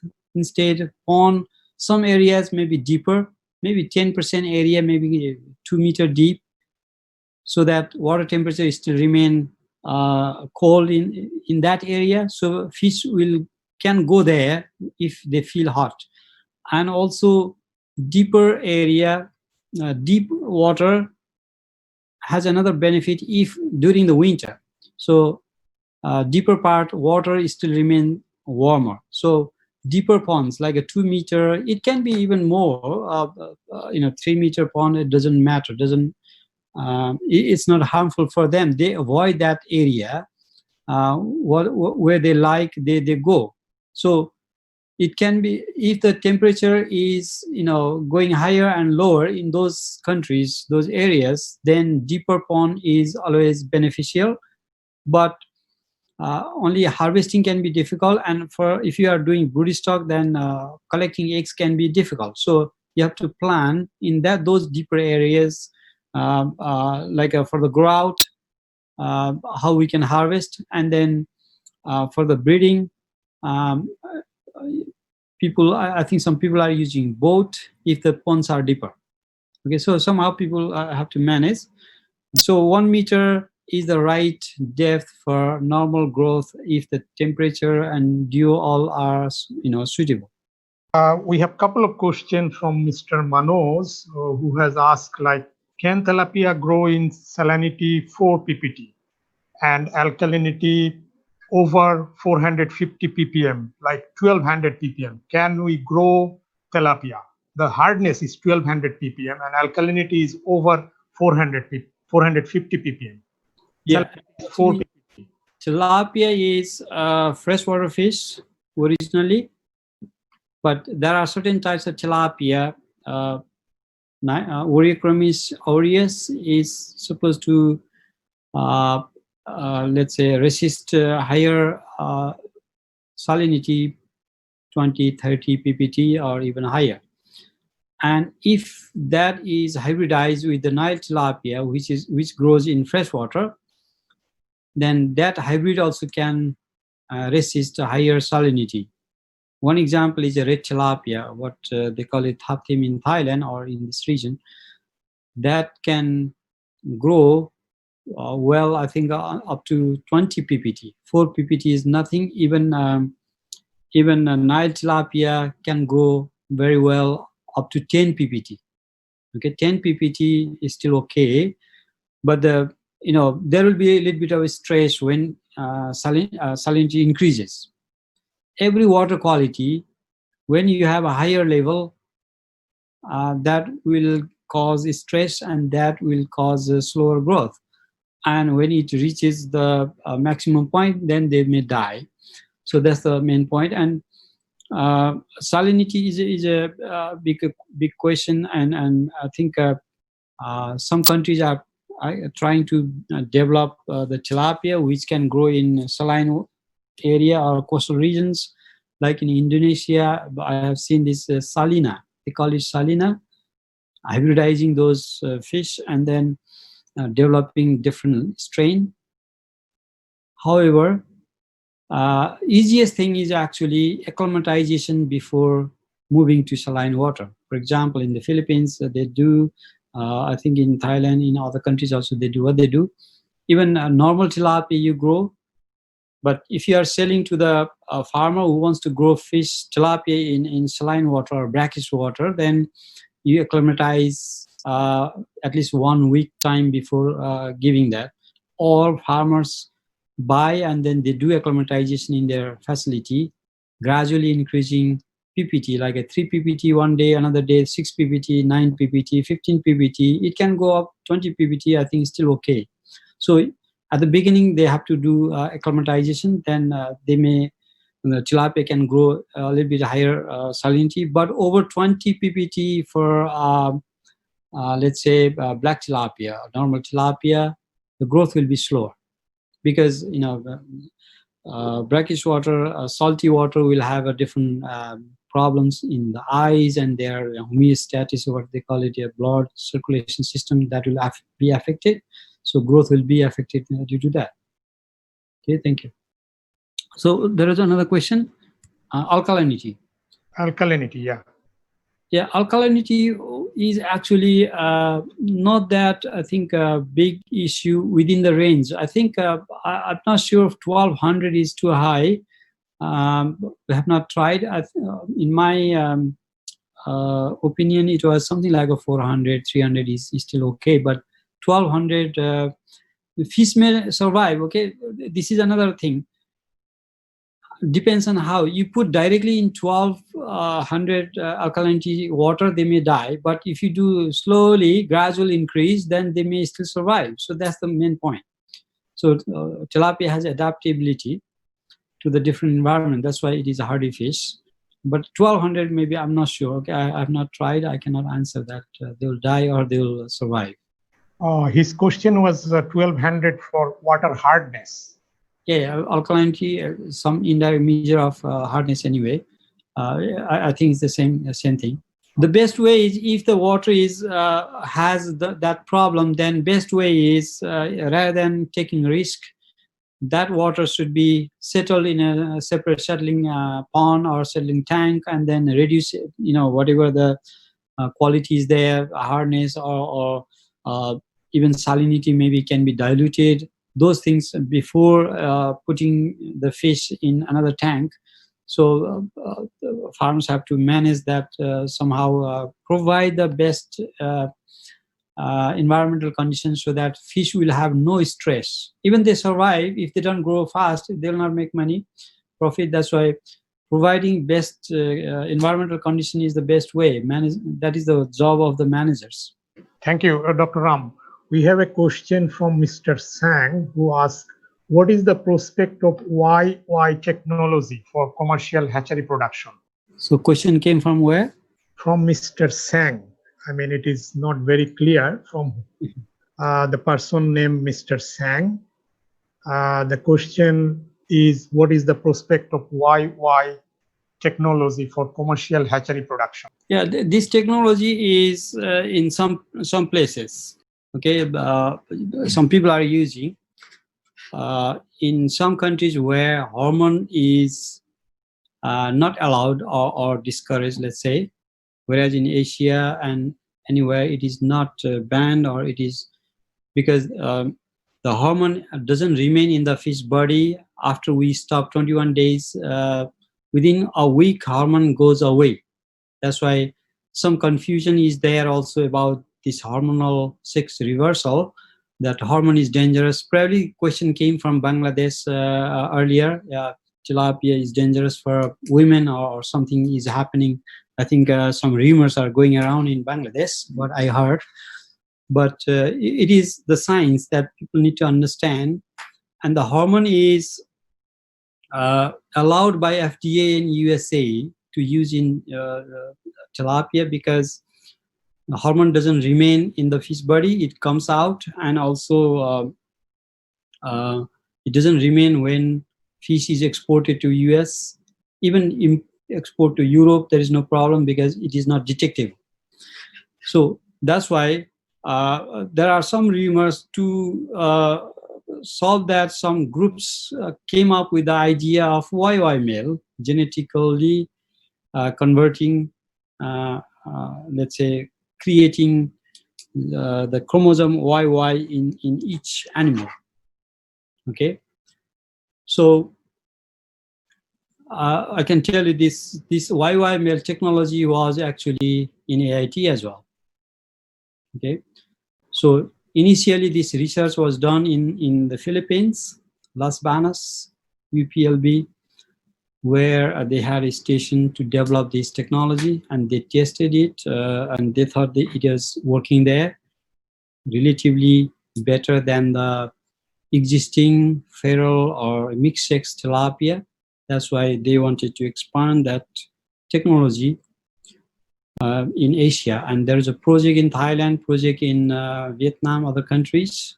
And that group also wanted to expand that technology as a solution to claiming that that is better. And Thai government had that project. Super male, they used to call YY male. Name looks very attractive. And Thai government had that, cooperation, and then they promoted that. And what happened is, some hatchery managers, hatcheries, they bought YY male because they have to buy from that company. Price was quite high at that time. As far as I remember, like you have to pay like $100 for 3 fish or something.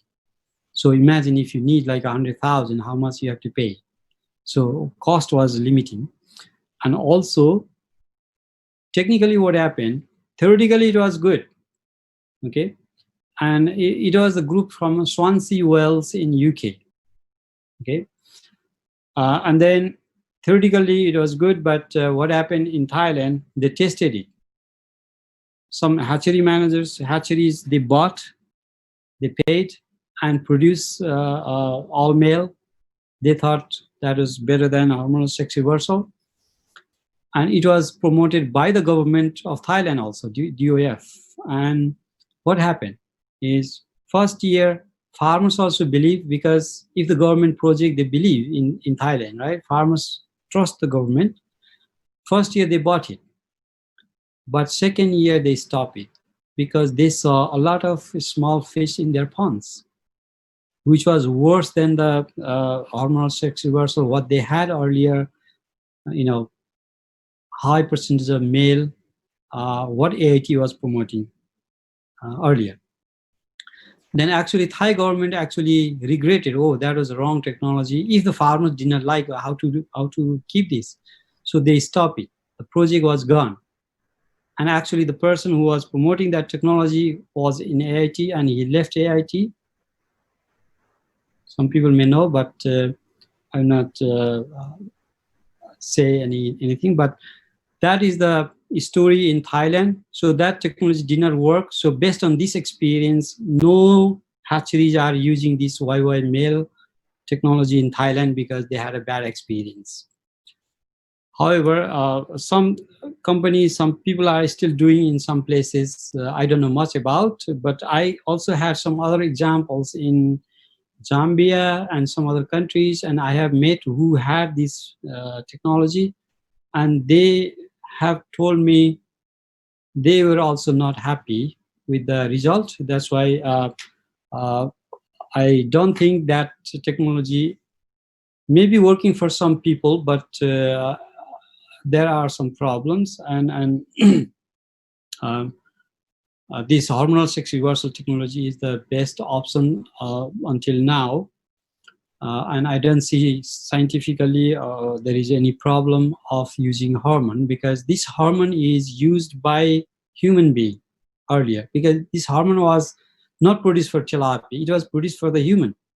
It's a medicine of breast cancer to balance the hormonal balance in the women's body. So if estrogen is higher, there is a chance of having breast cancer. But this hormone is actually people's medicine. And then medical doctor actually, there are some recommendations, like you take 30 to 40 milligram per day. If you give to stunted boys, immediately their growth will be enhanced. So it was medically recommended for the human being, stunted people to use. Whereas we are using so tiny amount of hormone to convert those small fish, smallest time. If you work out, what happens is the 10-day dose of human or boys, you can convert 20,000 fish. Even hormone remains there, nobody eats 20,000 fish in life. That's why the tiny dose. First thing, it doesn't remain in the fish body. Second thing, even if it remains, the dose is so little. For fish is like a 0.0000001% hormone may be there in the body when they were fed. But it may remain 1 week only, but nobody eats those small one. After at least 3-4 months, we grow them. So during that time, the hormone is not in the fish body. That's why I don't see any problem scientifically. So it was actually approved by the FDA of USA. If anybody wants, I can give those documents. Exactly what I have done, we did in Fiji. There was a question from the government, and we provided these documents, and there is no question now. So it is approved. And in some countries, actually, like in Nepal and India, they are promoting monosex, because if monosex, then even farmers' pond, if some fish escape, they will not breed outside. That's why they actually need a monosex. They prefer. Okay, this is the situation. There are a lot of things. Many people have this confusion. So this is a lack of proper information, not reaching to common people. Why tilapia is bad for health, or these hormonal sex reversal. All these things are there. Answer is there. Actually, in my book, I have written all these things in my book, because that will be the question by many people. That's why it is better to write in the book. That's why I have included those things. Okay, thank you. Thank you, Dr. Ram. I think we have just crossed 2 hours. Initially, our plan was to complete this webinar in 1 hour, and later on we thought about going 1.5 hours, but I have just seen now we have crossed 2 hours. So quickly, probably I will take 2 more questions. There are many questions actually coming, and if I like to bring all those, the discussion will go whole night probably. So I will just pick up 2 more questions, and then I will conclude the session. So the next question I'm actually picking up is from Mohammed Nadim Khan. I think it's an important question. What protein percentage of feed will be viable for tilapia growth up to 1 kilo? So I understand he's asking about the protein percentage of the feed. Yeah, I think it depends on the size of the fish. When they are small, we give them higher protein diet, but tilapia doesn't need very high protein diet. For example, early stage 35% protein is enough, especially for a green water system, ponds. And when they grow, then you reduce to 32% protein. Then later on, when fish are bigger, actually farms are feeding low protein diet, something like a 25, 27%. I did also experiment comparing 25 and 30. There's no difference actually in the green water system. And then 27% is common in Thailand. And even if the bigger size fish, now they are reducing even up to like a 22, 23% protein diet also. It's still okay. So there is a lot of things to play around to save the cost for feeding. So farmers have to be a little bit smart. Otherwise, if they feed a high percentage of protein diet, tilapia is cheap fish. That's why farmers may not make so much money. That's why some of the farmers, like what we take to the farm, trainees to those farms, even they are saying they make the water green and feed very low protein diet, still okay, because natural food is the main source in that case. So you are doing just supplementary feed. Also, it's not only the percentage of feed, but percentage of protein, but how much you feed matters, because how much they can eat. Suppose you are feeding 35% crude protein diet, but if you are giving less amount, it's still okay. But if you are giving 20%, maybe they eat more to satisfy the protein requirement, absolute requirement. So there are a lot of things to consider. Anyway, the tilapia is grown mostly in the pond. In that case, these things come. Whereas in cage culture, then there is no natural food there. In that case, you need to be a little bit concerned about the percentage protein. Anyway, in that case also, higher than 35% protein diet is not necessary, I think, in tilapia, for tilapia, and come down to 25 for the bigger fish as they grow in size. Thank you, Dr. Ram. I think the last question is a little bit general question. Is said, kindly please lay light on the red tilapia culture and breeding. I suppose it was a general question about red tilapia. How do we? Yeah, this is a good question actually. Red tilapia is a part of Nile tilapia. It is hybridized, and almost they share the same thing. However, there are some differences. One obviously is a color. Some people like a red color, whereas some people don't like red color. Like in Bangladesh, they think it's a goldfish, not for eating. Whereas in Thailand, Malaysia, probably China, and these countries, they prefer red tilapia because it's just good looking.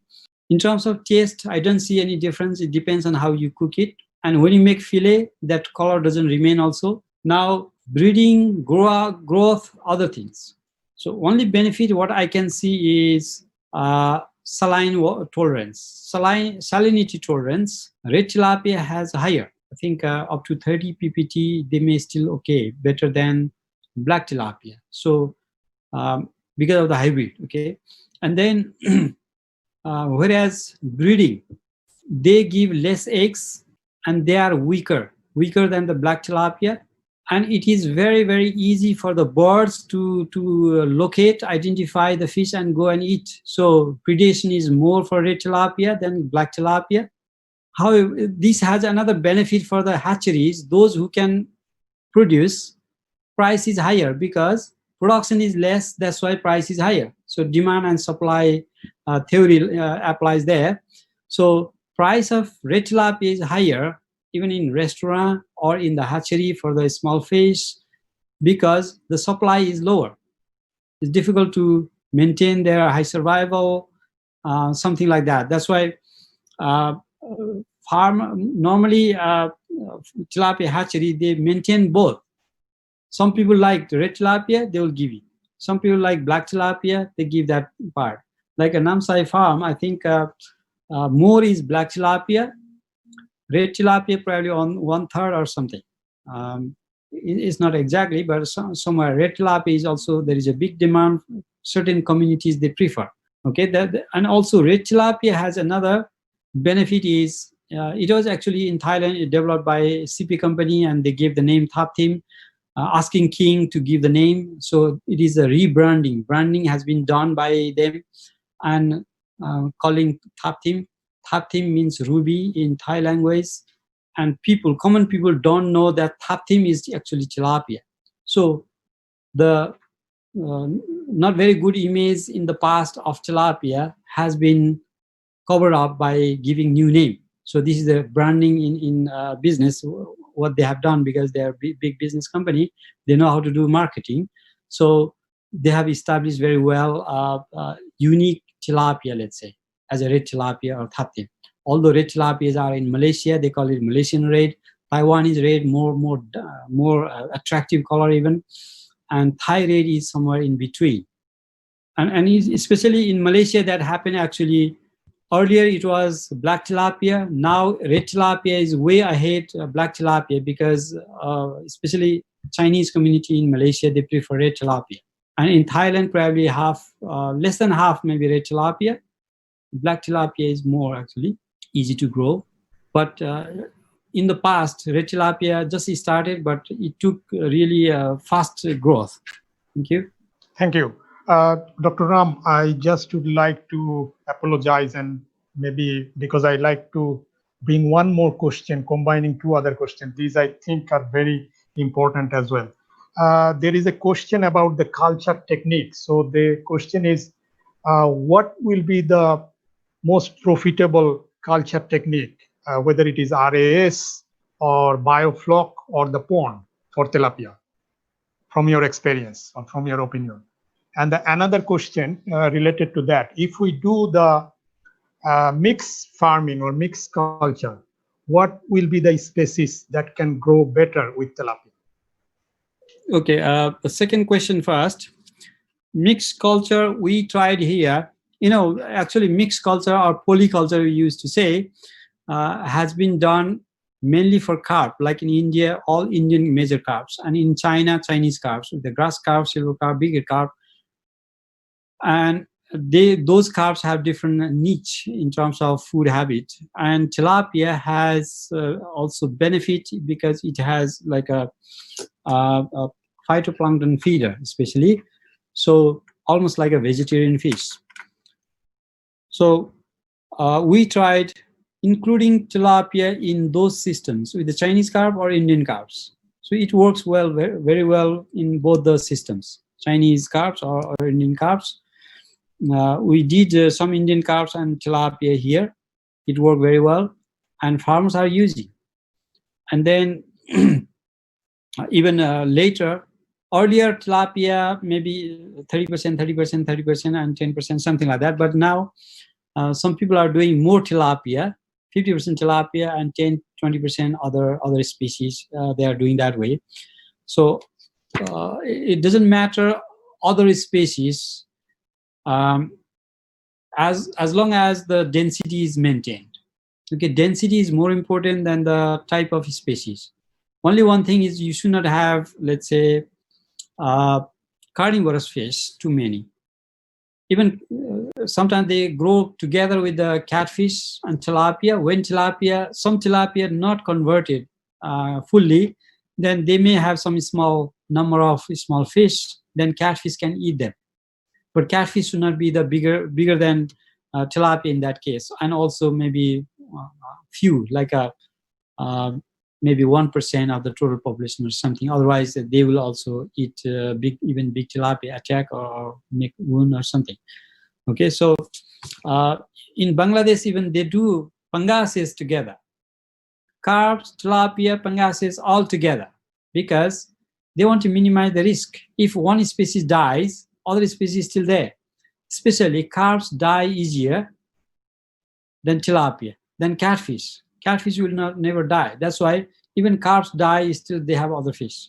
Sometimes they use some carps also as an indicator of the water quality.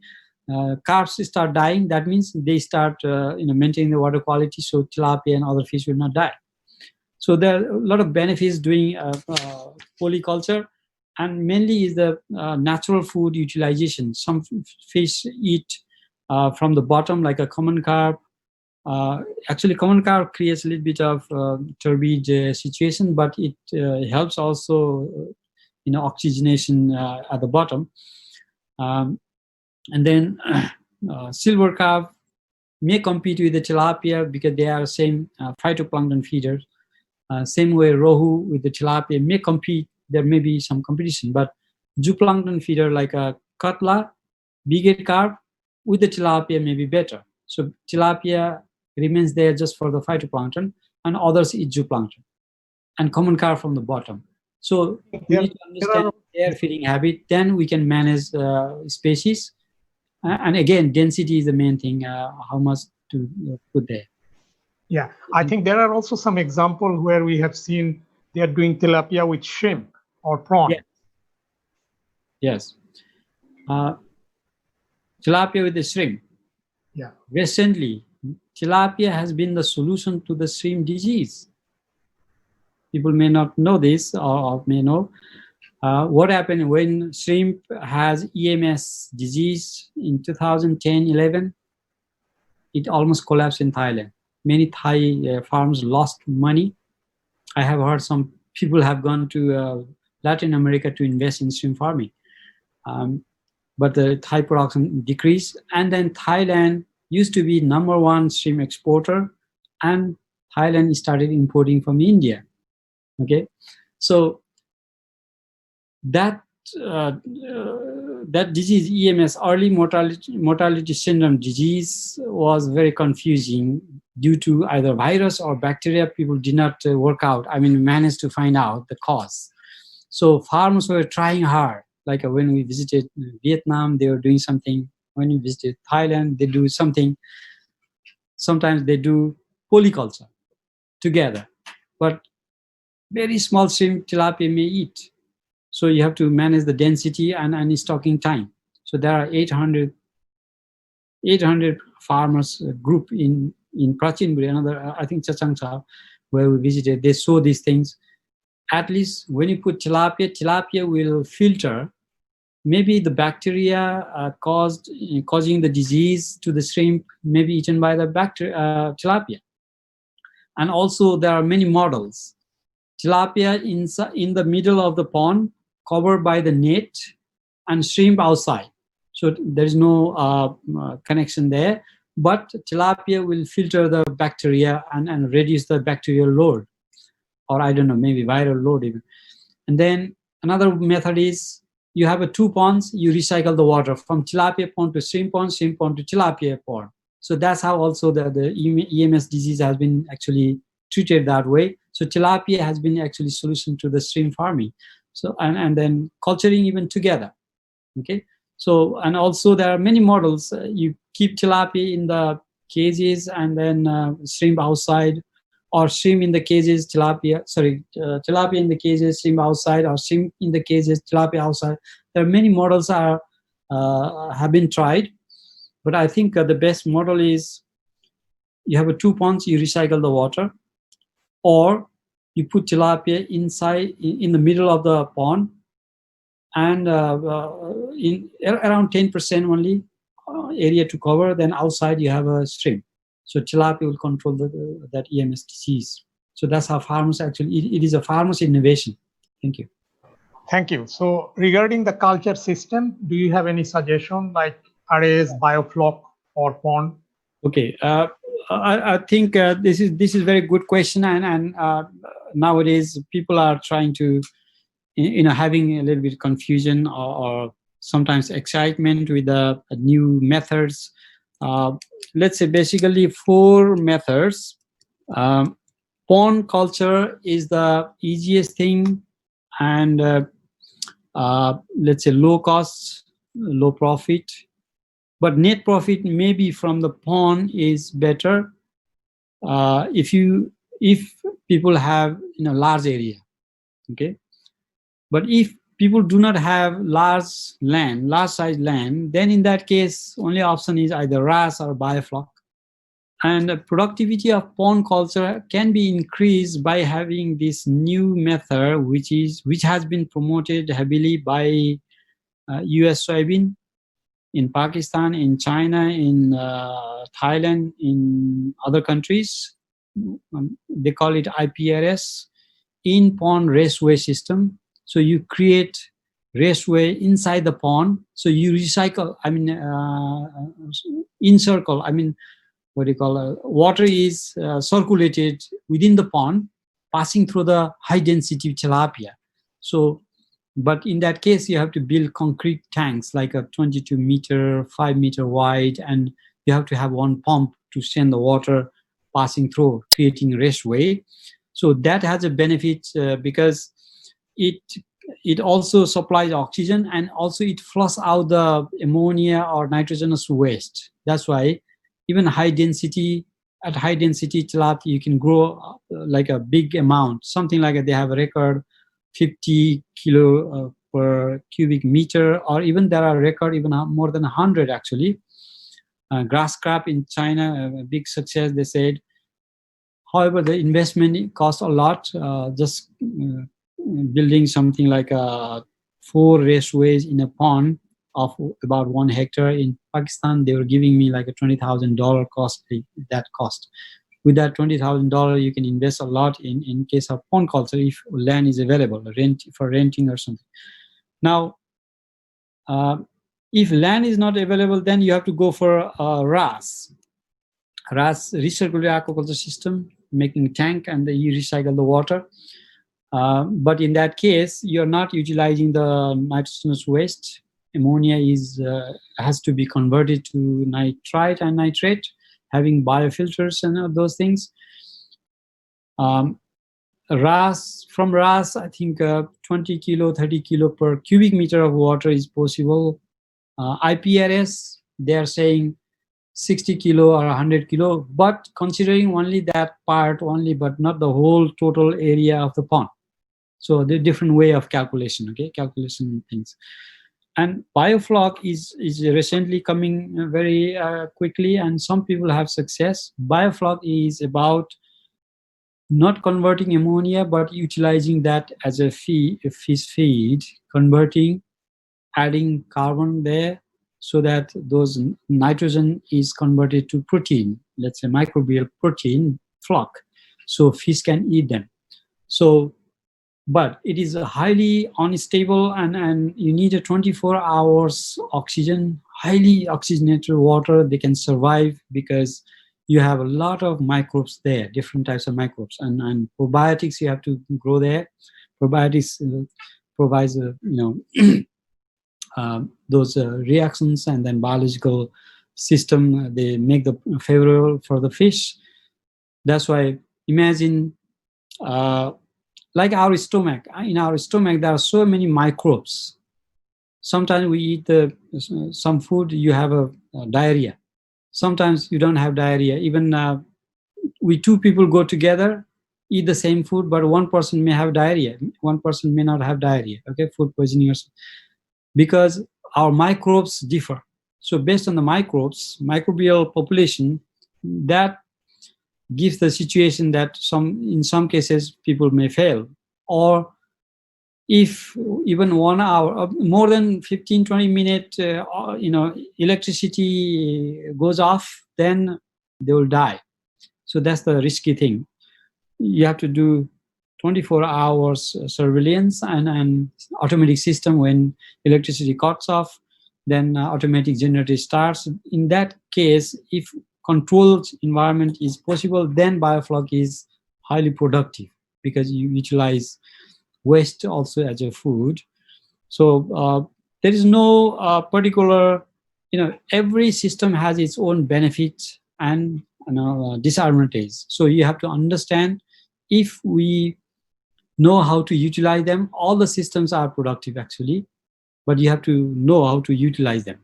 Those environment, understanding water quality, understanding microbes, understanding the fish biology, water quality, feed, all these things. So I was actually dividing aquaculture, scientific aquaculture, who knows everything, then they will be successful. And semi-blind aquaculture, who know a little bit thing, but they don't know much, but they are still doing aquaculture, they are semi-blind. And blind aquaculture, many people are doing is, they don't know much about water quality, they don't know much about microbes, but what they want is, they want to put the fish, they throw the feed, and then they want to harvest more fish at the end. But they don't want to understand what goes inside the water, what happens inside the body of the fish or stomach or something. Okay, so most of the people are doing just a blind aquaculture. That's why people fail easily. So scientific aquaculture, to reach that level, only few people can do it, and educated people have to do that.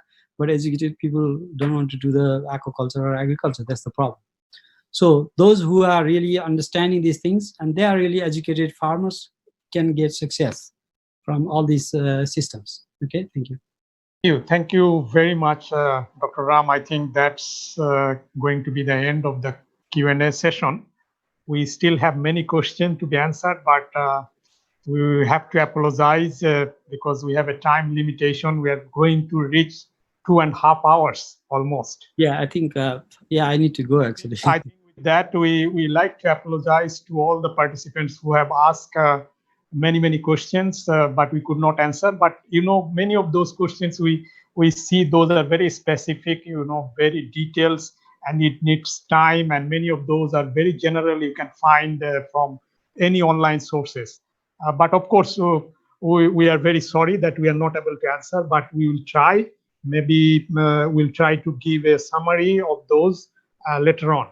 So with that, I like to thank to Dr. Ramsey Bhuzel for this wonderful presentation, and especially the discussion during the Q&A session. Those were really useful discussion, I think. I forgot to mention that for his wonderful work that Dr. Ram Bhuzel is doing during last 20 years or more, he has also received a couple of awards. He has received the Gold Award from Asian Fisheries Society. He has received many other awards from other big and international organizations.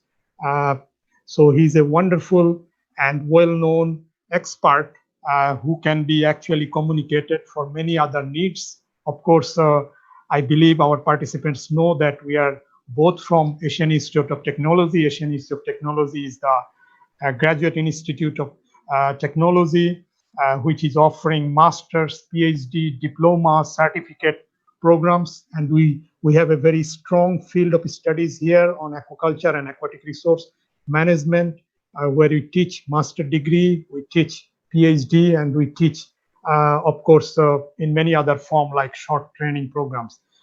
Together with Dr. Ram, I think we have done a lot of works in specific to tilapia.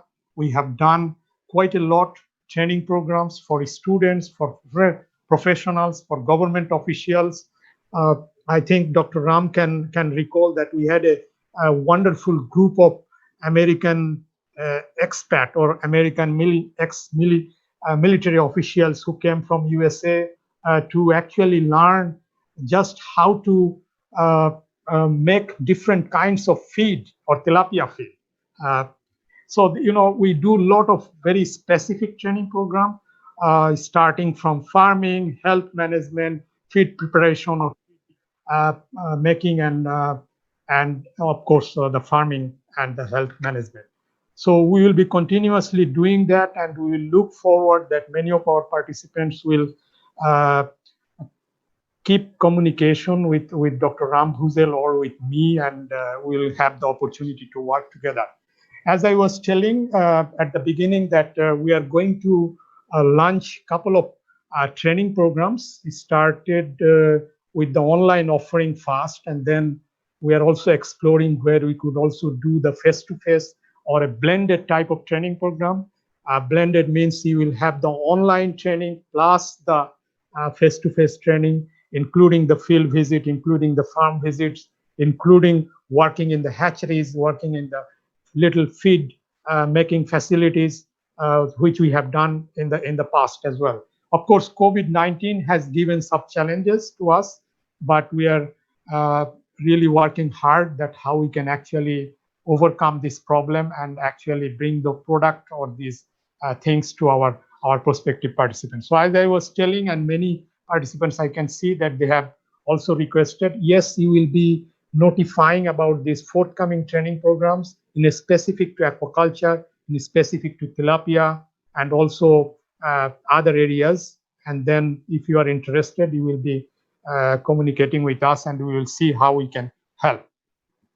I think with that, I don't want to go to summarize this whole talk. I think it will take time. I think Dr. Ram has already done the wonderful job. There is nothing more actually to add to that. I just would like to thanks at this point to all the participants who have joined us from different parts of the world for more than 2.5 hours. So thank you very, very much for your support, for your joining this program. We will look forward to have more webinars and of course the training programs. And as you have just heard, we do have masters, PhD, and other form of academic programs where you can actually come and get enrolled, and you can take all the knowledge and all the experiences that we have actually generated at AIT over 30 years or more time.